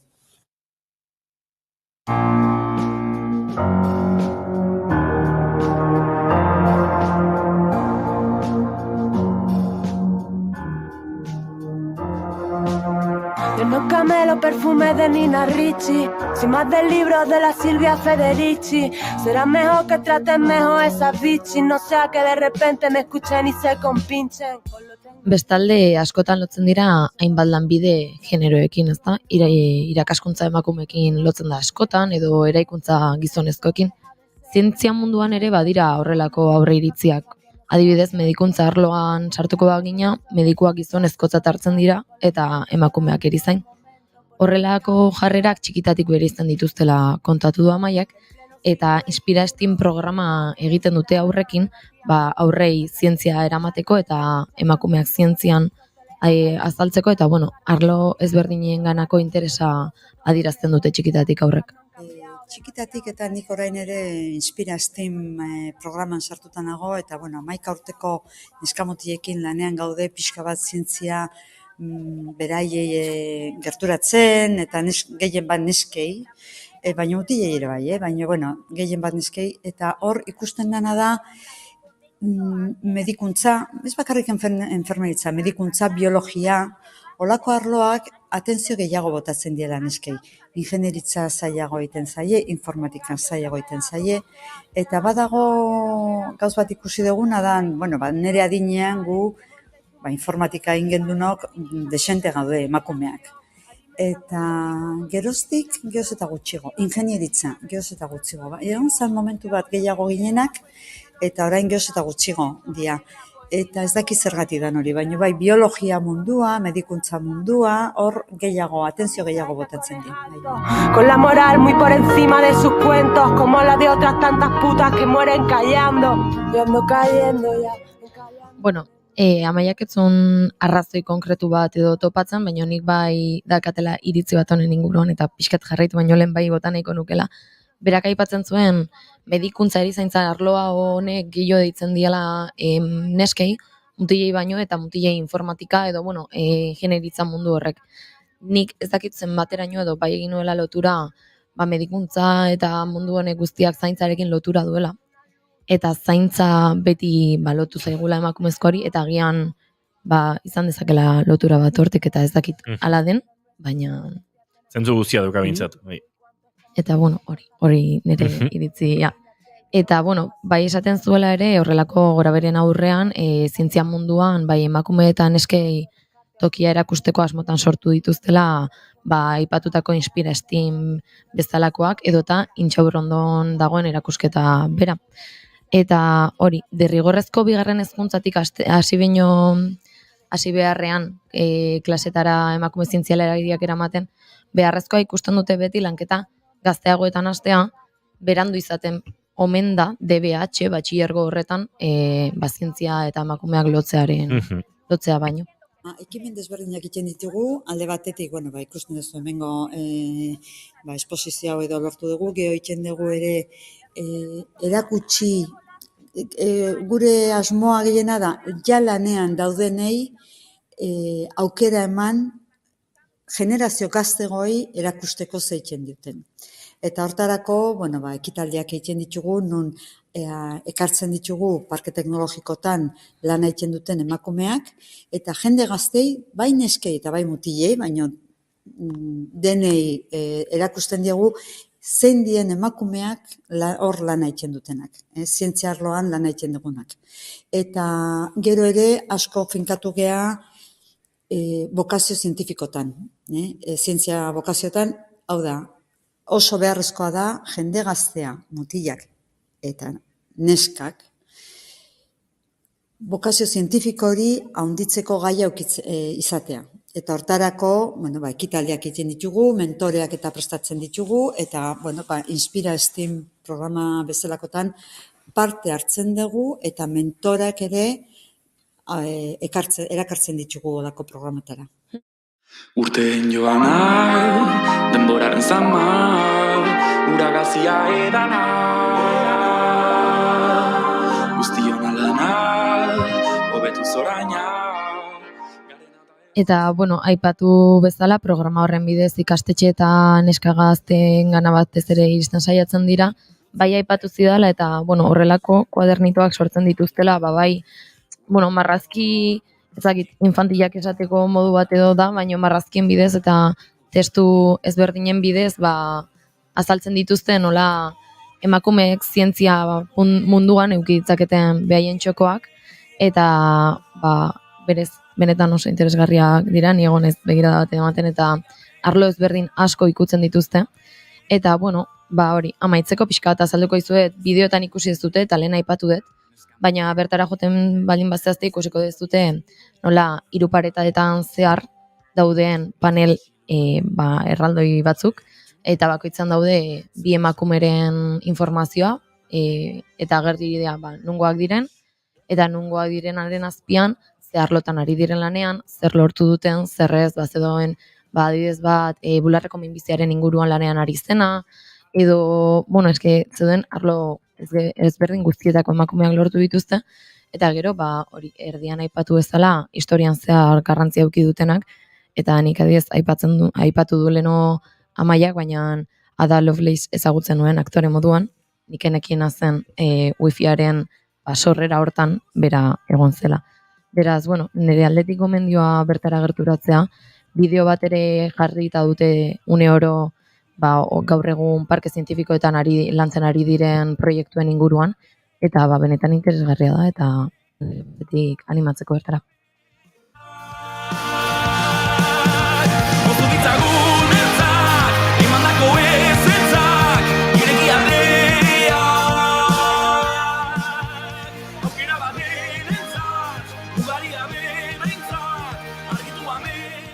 Informazio gehiago nahi duenak, emakumeak zientzian.eus atarian topa ditzake ekimen guztiak, ez da bakarrik erakusketa hau, hainbat eta hainbat ekitaldi gehiago ere antolatuko dituzte, publiko ezberdin izuzenutakoak, eta antxe izango duzu informazio guztia. Ekimen ontarako Janus Lesterrek sortutako kantu ere, ertzak, zuek gozatzeko aukera orain.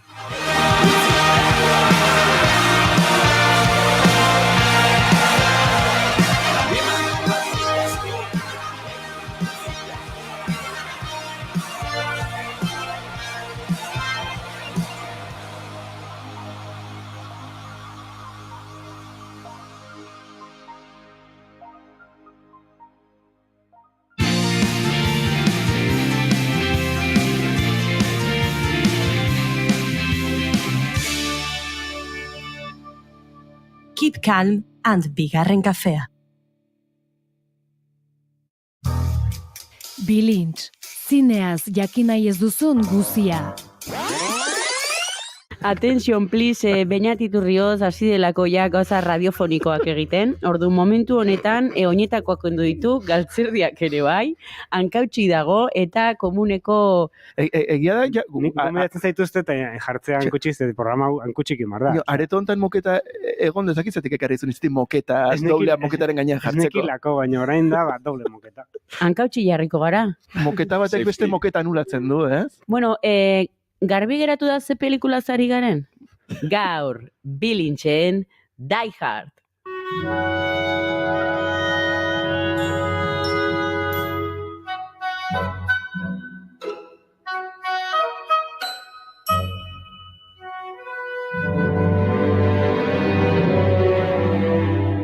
Entzun Naiz Irratiko webgunean edo podcast plataformetan.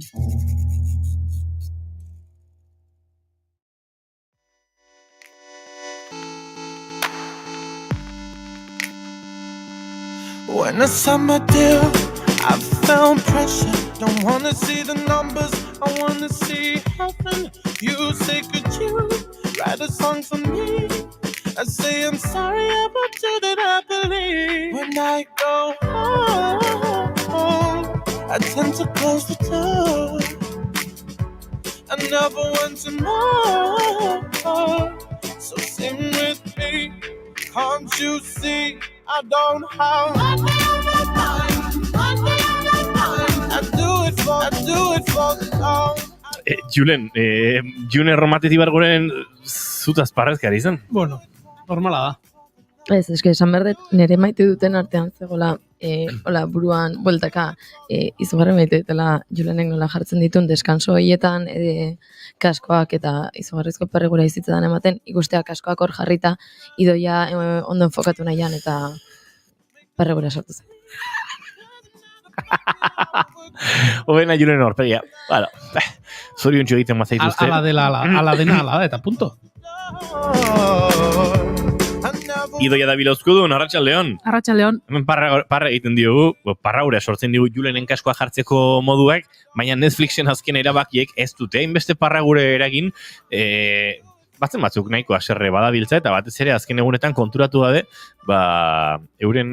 euren kontuetara, ez? Norbaitekin elkarbanatutako kontuetara sartu, eta euren telesail edo filmak ikusi alezin izan dituztenek ere, grazia gutxi, baina, bueno, hau uste dut aipatu genuela, Netflixek helburu bazuela, ez?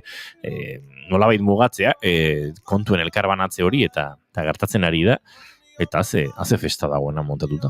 Bai, ni momentuz, mugikorreti bakarrik sartu naiz gurasoen kontura, eta ez dut arazorik izan. Bueno, egia esanen ez saiatu zer ikusten ez. Egin un proba ikusteko, baina, bueno, jendea agertu zaio dagoeneko, edukiak ez ditula ikusi, etxe berean ez daudenek, ja ezin dute erabili... Hori da, IP ezberdinekin edo ezin da ez? Hori da, etxe berdinen ez bazaude, ezin dituzu edukiak ikusi, eta harpidetzaz gain, beste gain kostu bat izango du ikusle bakoitzak. 6 eurokoa. 5,89, borobilduta 6 euro. Ni atzo saiatu nintzen dekran ikusten aitaren kontua da, eta ark utzi zidan, nik ari nire HBO uzten diot, eta horrela biltzen gara, elkarbanatzen. Eta play ematerakoan, gainera nik utzi nuen puntuan bertan zegoen, reprodukzioa, play ematerako momentuan, kanpora ateratzen zen, deslogeatu egiten zen nola baitez, logina eten egiten zen, eta horren agertzen zen hor 5,89 da, nik ze demontre, eta olako bigarren saiak eran konturatu nintzen, ostras, ontaz zerbait idoiak aipatu zuen, eta gertatzen hasi da, eta aitak idatzi zidan, pasaitz aldatu du, mezu bat iritsi zeita, ezken noren lortu da, gero, ark esan zidan, iaetean behin gurasoen etxetik pasatzen bazia wifia konektatzea, badirudi sistemak IP hori rekonozitu, eta iabetean edo utziko dizula logeatuta egoten. Baiz, badirudi, lanagatik edo bidaiatu behar bali mazu, etzaizula zerbitzua etengo, ulertzen delako, zure dispositibo bat dela, eta etxetik kanpo zaudela ez, baina hori da, hilabete baino gehiago ematen baduzu etxetik kanpo, hor ere, deslogeatuko zaitu. Eta ezingo duzu reseteatu, alegia, suskripzioa egin duzun interneta izango da agintzen duena? Uste, telebistatik sartuzkero aldatzea daola zein dan dispositibo principala, da.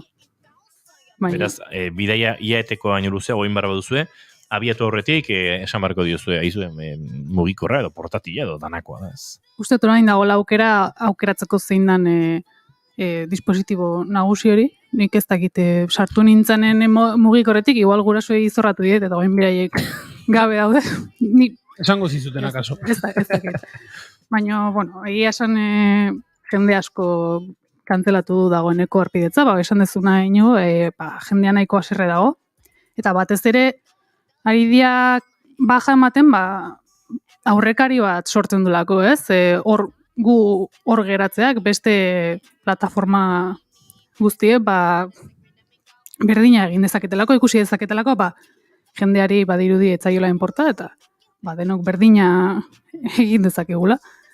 Eta ez dakit, dauzka Netflixek 231 milioi arpide dun mundu osoan, eta horietatik 100 milioiek, plataforma kalkulatzen du, kontua partekatzen dutela. Beraz, ez dakit, 1 milioi horiek kantzelatuko duten, baina inkesta baten arabera, Espainiako erabiltzaileen 161 baja emango dute honen ondorioz. Eta nik adibidez, Twitterren ikusi dut jende asko dagoeneko, indarrean sartu zen egun berean, baja eman zutena. Horren ziur, baja emateko modu ere zaildu egin dutela. Horrelako edan ere gertatzen da. Ez dakite baskotan gertatzen delako, ez dakite daukazu operadora jakin batekin mugikorra edo interneta dutena delakoa, eta handik baja eman nahi baduzu askotan, zerua eta lurra mugitu behar dira hori lortzeko, eta kaso Netflixek ere. Edo ordainpeko aplikazioak ez, astebete doainik, baina bisa erregistratuta utzi, eta etzaizu ezer kobratuko 7 egun barru arte. Eta beti gogoratzen zara 8. Eta hilabetea edo urteak kobratu izu. Bai. Edo, hori egin nahi duzunean, koste egiten dela topatzea. Hori da di. 27 email, 48 telefono dei, eta azkenean, akaso lortzen duzu, edo akaso lehenago aspertu, eta esaten duzu, urtean hainbeste diru agian konpentsatzen dit, horrelako burua ustek. Pasatzen ibiltzea baino. Horregatik kantzelatu behar da aukera balin badago. Proba hasi eta momentu mertan aztu horretik. Bai. Eta erabilera bukatu baduzu berezik, eta bestela askotan, 7 egun horietan ere, normalan uzten dizu aplikazioak erabiltzen, naiz eta ja kantzelatu duzun. Hori da. Eta beraz ja, momentuan egin duzu, bai on eta bai off. Zer bestela, komeriak. Tira, ala ere... Idoia esango nuke, iritzi orokortu xamarra badela, ez? Netflix ez dela orain oso bogako plataforma, eta krisionen atzean beste krisi bat ere badagoela, eta da bere edukiak ez direla izaten ari jendearen gustokoenak, edo behintzate demanda gehien dutenak, ez? Ez, azken aldian ez dute hola ekoizpen oso arrakastatxurik atera, eta hor badaude batzuk esaten dutenak, ez? Ez dakit Netflixek ze uste duen edo ze uste duen dela telesaila, ez dakit uste duten honekin buelta eman zaiaketela egoera honi, baina ez dakit igual konfiantza gehiagi jarri dutela telesaila horrengan. Eta jendea aspaldi dago haserre Netflixekin, ez dagoelako azken aldian oso edukiona, eta gainera beraiek beti izan dute, ez? Beraien politika beti izan da pasaitzak parritatzea. 2017an zioten, eta orain badirudi bizitza pasaitza elkarbanatzea da. Ez, amodioa pasaitza elkarbanatzea da. Eta bagoin San Valentinenko atarian badirudi maitasuna bukatu dela. Eta maitasuna da berondo 31 milioi bakoitze gilean 8 euro kentzea, ezta? Hori da orain maitasuna. Bai, baina ez dakit asko lortuko duten. Lehenera aipatu zenuen Idoia hemen, Netflixen inguruan, ez dakit nola zen, telesail bat mantentzearen irizpidea, ez? 28 egunetan hainbalako datu batzuk lortzen espazituen, kendu egiten zutela kaso, horrelako neurriak ere ja, orain hau ikusita gero, badirudi, ez? Noraezean, plataforma kaso noraezean da bilera, edo badagoela hor krisi ondixan marrematorratzean, edo ez dakit, iribentzat, harrigarria egiten zait. Kantidadea kalidadean den gainetik hartzen dute. Baizik, gauza asko daude. Noitxe sartzen ez plataforman eta gauzan mordoa dago, baina hola zer ikusi deitzen dizun gehiagirik, ez? Egia esan. Bai, nidaka sentsazioa, nik ez dut Netflix kontsumitzen ia, eta bai izan da, kontsumitu badet izan da, hori, noiztean behin atera den serie bat, egun batean ikusi dezaken zen serie bat, izan den bezala Wednesday atera zutela eta izan zen izugarrizko booma, baina gero urtean zehar entzuten detela, noizean behin, baina agian beste plataforma batzuen izenak gehiagotan entzuten detela. Igual nire inguruagatik da, baina... Ez orokorrean, ez, nik uste gero eta gehiago. Garai batean Netflixan, iaia, ez dakite... Zer izan zen, horrelakoetan ateratzen lehenetakoa? Ez dakite, galdetu egiten du, iaia, Netflix zer izan zen?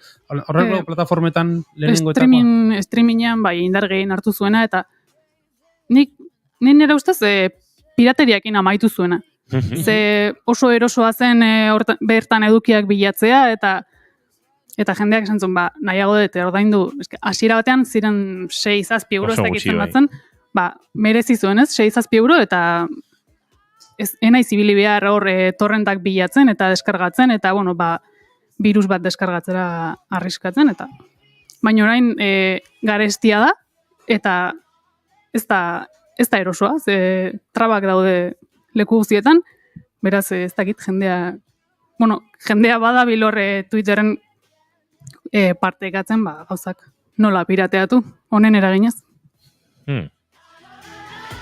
Pero Netflixek produkzio asko egiten du herrialde bakoitzarekin, ezta? Hemen ikusten ari naiz Espainiar publikoari zuzendutako telesai asko dituela, espainolez produzitutako gauzak, Jose Coronadok ematen du aktor residente, hemen Netflixen. Hori izan zidan, nengoan lagun batek. Bai? Jose Coronadok Netflixeko, paparrean falta zaiola Netflixeko pins bat eramatea bakarren falta zaiola. La chica de nieve, bide batez azken aldian aipatu jaten telesil bada, entre vías eta beste pare batetan ikusi dute, ez dakit. Badabil. Baina, beraiek popularesen Netflix modura saltzen dizkizuenak, egia esan ez dira, hola bolo-bolo dabiltzan telesaiak, Baina, bueno. Eure ikusiko dut, ez diegu publizitate gehiago egingo, baina hor dago Netflixen krisia, eta arriskua, ez dakit, bere kotizazioa burtsan ere ikaragarri jaitsi da azken urteetan, uste dut krisi egiturazkoare badutela, kudeak eta enpresarialari dagokionez ere, eta milaka suskriptore galtzeko arriskuare badutela, bereziki hau aplikatzen ari diren herrialdeetan, baina beste batzuetan ere bai, ja ez suskripzioaren elkarbanatzea mugatu nahi izateagatik, baizik eta edukin erakargarritasuna, beste eskaintza anitza dagoen garai hauetan, ez delako hainbesterako. Horain txain nintzen burtsan behiatzen, eta berriz igo da gaur. Igo da? Así que gauza hauek azkenean, dirutxuen kontu hauek. Izan da, bigarren kafean Netflixi buruz hitz egiten hasi, eta burtsak gora.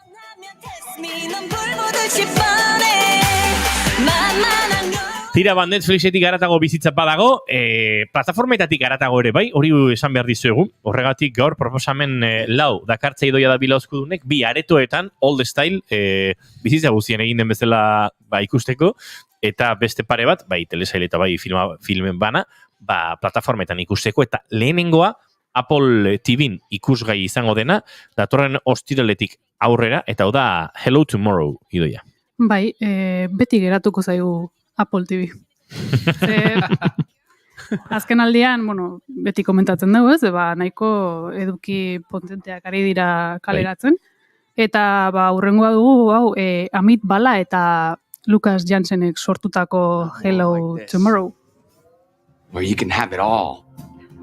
We live with miracles at our fingertips. We got robots taking out the trash. We fly to the stars.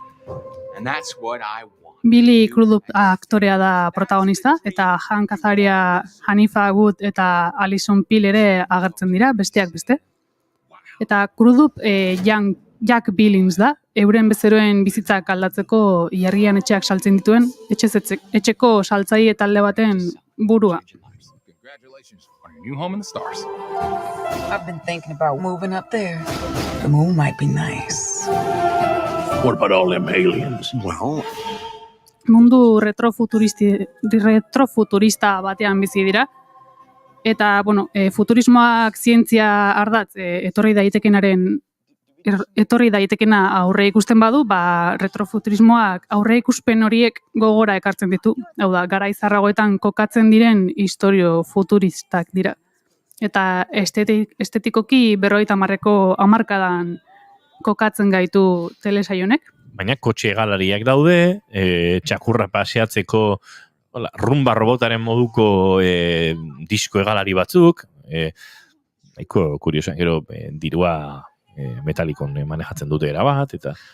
Gauza batzuetan, gaur egun ditugunan oso antzekoak dira, eta beste batzuetan, dirudi aurreatu daudela ez, eta American Dream deritzunaren ikuspegi berri bat bada.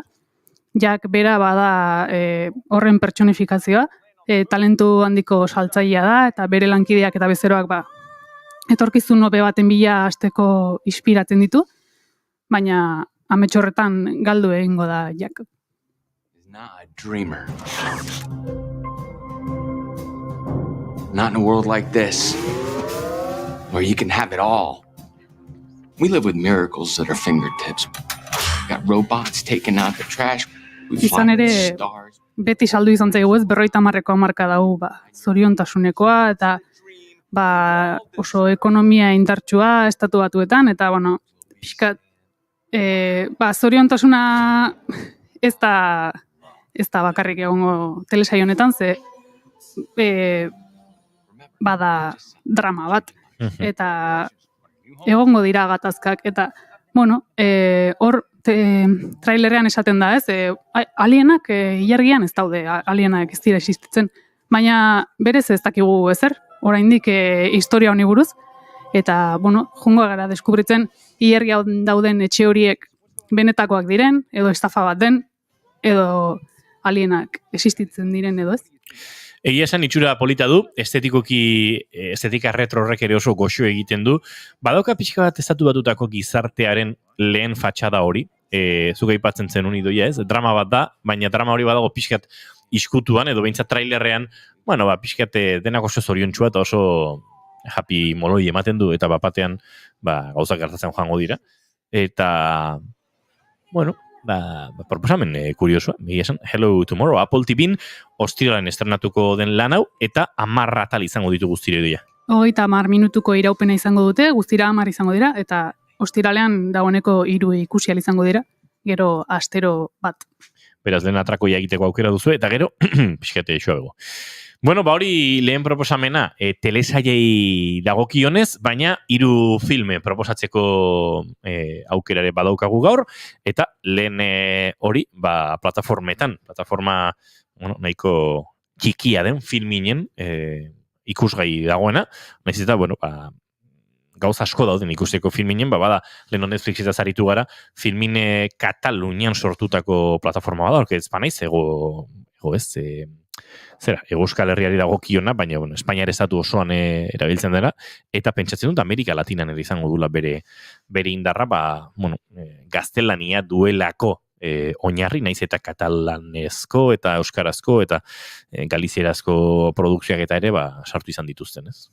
Bai, eta Espainian oso indartsua da zinema independentari dagokenez. Beste herrialde batzutan agian Movie da erreferente hori, baina Espainian filminek du katalogo indartsuena zentzu horretan. Autore zinemarekin ere, bueno, Festival de Cine de Autor edo Katalunian egiten da, ez?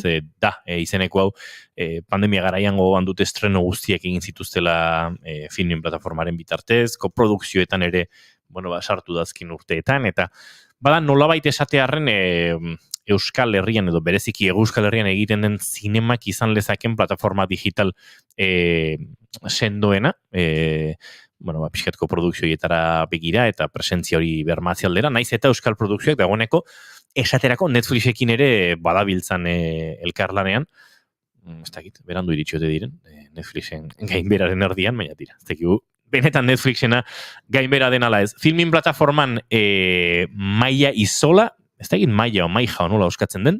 Maia Isola. Maia Isola, diseinatzea Finlandiarrari buruzko dokumental berezia eta estetikoki ere oso ondo landu eta zaindutakoa. Bai, pixka eta aurkeztuko dugu Maia Isola. 1927an jaio zen eta 2001an hil. Eta eunen diseinatzaile eta margolaria izan zen. 60ko hamarkadan influentzia handia izan zuten bere diseinuek, eta Marimeko markaren diseinu ezagunenak berak egindakoak dira. Eta gaur egun oraindik asko saltzen dira. Uusia maijamaisia malleja. Kukat todella tulevat myös. Miten hyvältä kankaat näyttävät maailmalla. Armi Ratia zen Marimekoko burua eta harreman tirabiratsua izan zuen berarekin.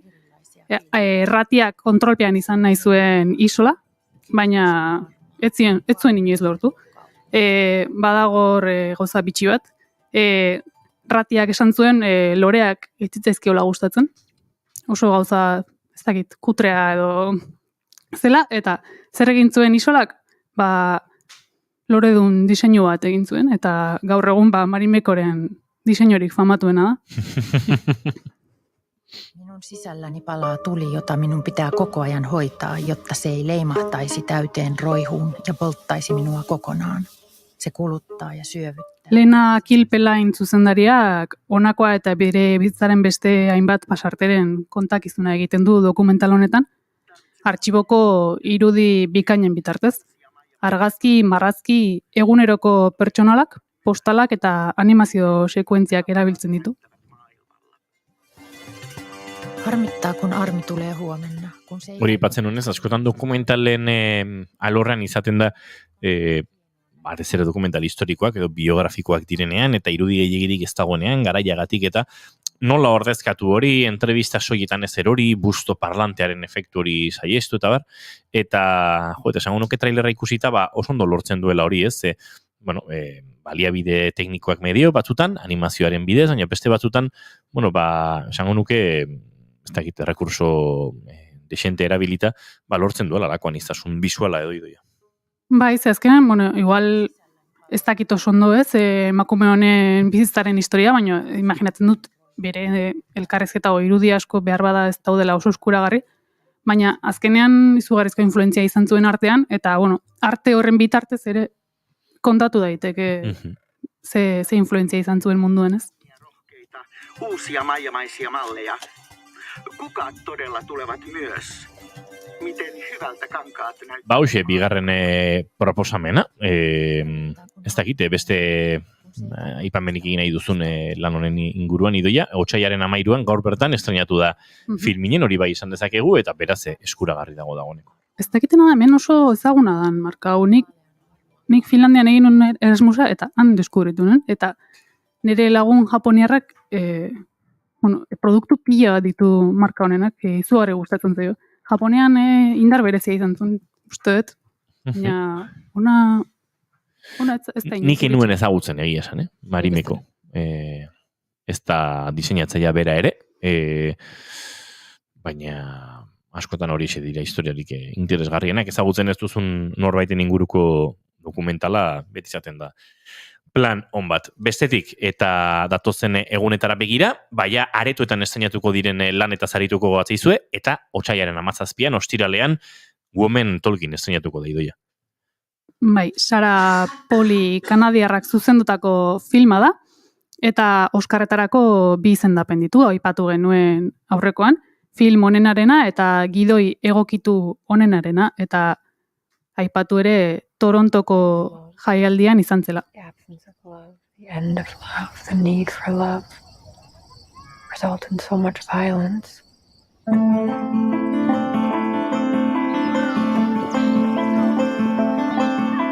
It was all waiting to happen before it happened. Frances McDormand, Rooney Mara, Claire Foy, Ben Whishaw eta Jessie Buckley dira film honetan agertzen diren aktoretako batzuk. Eta Boliviako urrutiko kolonia erlijioso bateko emakume talde bat borrokan ari da bere fedea berreskuratzeko film honetan. Koloniako gizonen partetik jasandako sexu eraso batzuen ostean. Terrified. Hope for the unknown is good. It is better than hatred of the familiar. Miriam Toews idazlearen eleberriaren egokitzapena da, eta Toews era berean benetako gertakizun batean oinarritu zen. 2009an Boliviako menonita komunitate batean 8 gizon atxilotu zituzten, eta dozenaka bortxaketa egotzi da, baina gaur egun diote 300 gora ere izan zitezkela kasu horiek.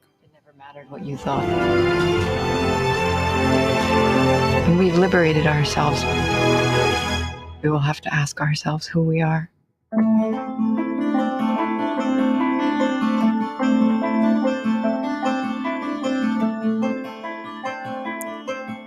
Toewsek idatzitako liburu horretan eta filmean ere erasotzaileak atxilotzen dituzte, eta emakumeek lehenaldi zeuren etorkizuna irudikatu dezakete. Bortxatu eta abusatu dituen komunitatean geratuko dira, edo alde egingo dute eta zerutik kanporatuak izango dira, oraindik maite duten jainkoaren gandik aldenduta. Hortxe proposamena, menonitak ere ezagutzen ez ditunarentzat, korronte erlijioso bat da, protestantismo garaian edo banatu zen horietako bat, baina jende asko nahazten ditu Amish'ekin, badutelako estetika zuri, ile hori, teknologia garapenaren kontra edo bizi dira, eta nahiko auto kudeaketan, pixkate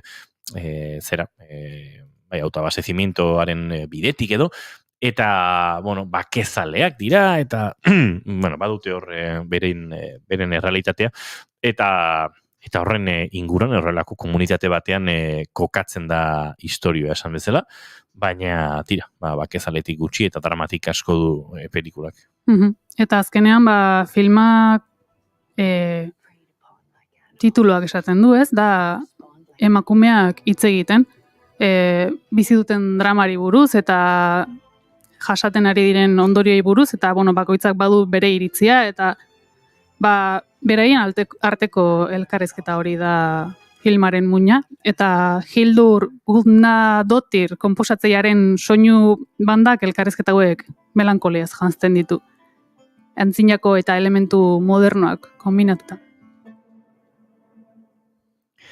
Hor hirugarren proposamena, zinemetan ostiralean estreinatuko den Woman Talking, Sarah Polley kanadiarraren pelikula, eta laugarren bat ere badugu zuentzat, hau ere ostiralen estrenatuko da aretoetan, eta azken asteetan ere inoiz aipatu dugu, Triangle of Sadness, Ruben Östlund zuzendari suediarraren azken lana, eta hau ere, Oscar sarietan film saritu edo bintzat izendatuenen artean dagoena idoia. Bai, 3 izendapen ditu, film onenarena, zuzendari onenarena eta gidoi onenarena. Eta aipatu ere Cannesen Urrezko Palma eskuratu zuela 2022an.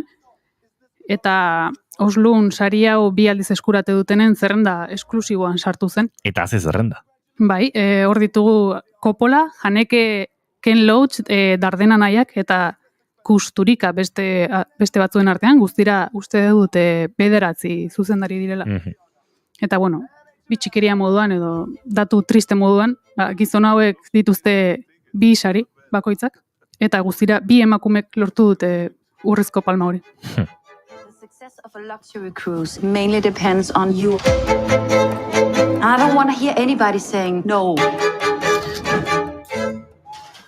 Harris Dickinson, Chalby Dean, Slatko Burik, Dolly Delon eta Woody Harrelson dira protagonistetako batzuk.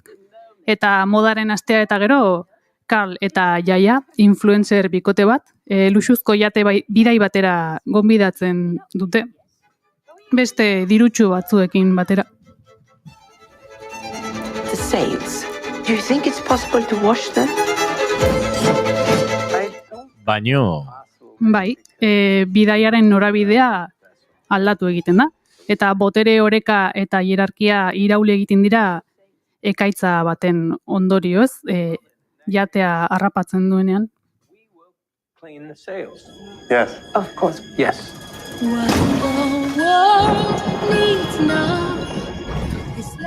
Gure mundu honetan badu diruak hierarkia hori sortzeko ahalmena, baina horrelako krisio batean, esan dudan bezala, botere orekari aldatu egiten da, eta gure protagonista dirutsua ez dira hain eroso egongo. Eta tripulazioaren menpe egongo dira. Hori da. Eta, The Square filmean artearen munduaren pretentzioi erraiak atera ostean, ultra dirutsuei begira jartzen da Östlund orain, eta orain arteko bere jomuga errazena da, ez ditugalako gustoko dirutsuak.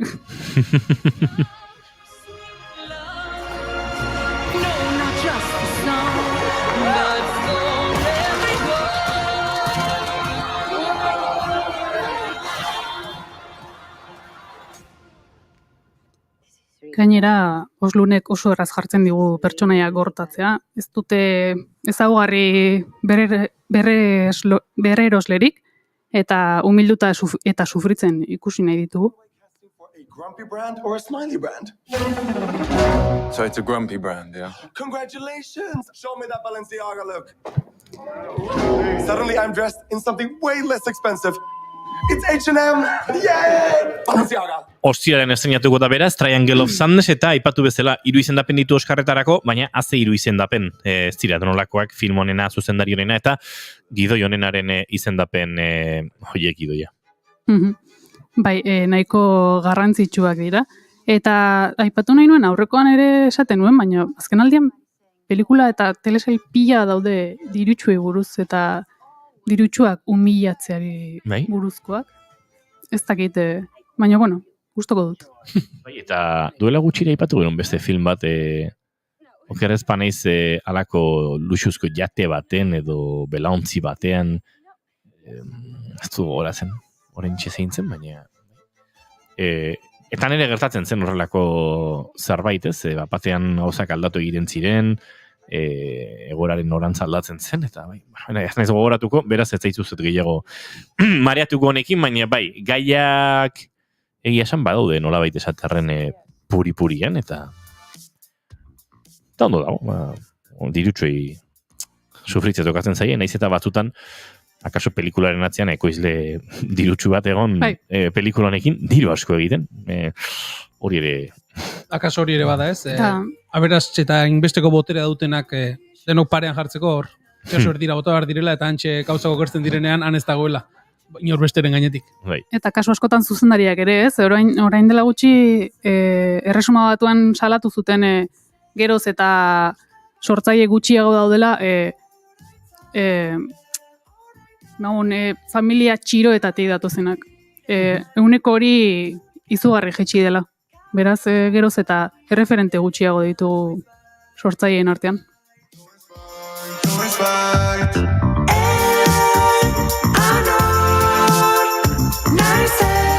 Akaso gure buruari galdetu beharko diogu, ea nor garen, gartxotun zeinek hementxe abesten duen bezalaxe. Ea nor naizen honekin, egingo ditugu hurrengo minutuak, arratsaldeko 6etara heltzeko, gaurko proposamenak, errepasatuko dizkizuegu, hortxe telesaili dagokionez Hello Tomorrow, eta pelikulei dagokionez, filminen Maia Isola, Finlandiarrari buruzko dokumentala, Woman Talking, aretoetan ostiral honetan, eta Triangle of Sadness, hause horrela xere, ostiralean, astebururako, bi pelikula hoen estreinoak izango dituzue. Idoia da bilozko duen, eskerrik asko. Zuei.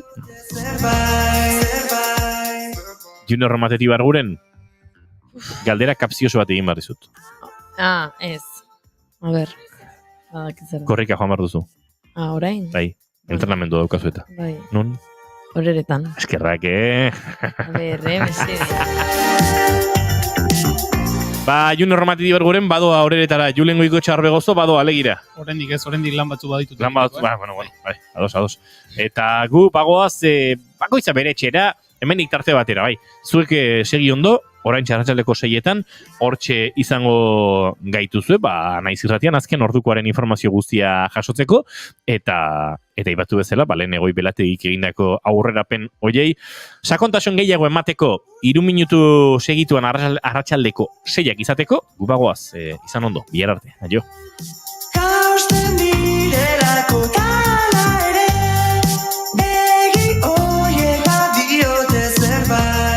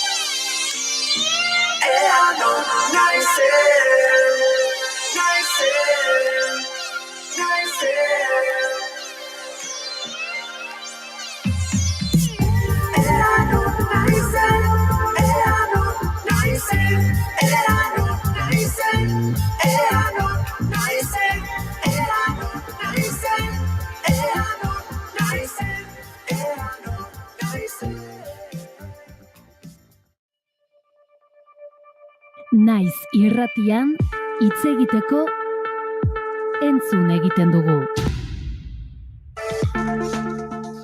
Nik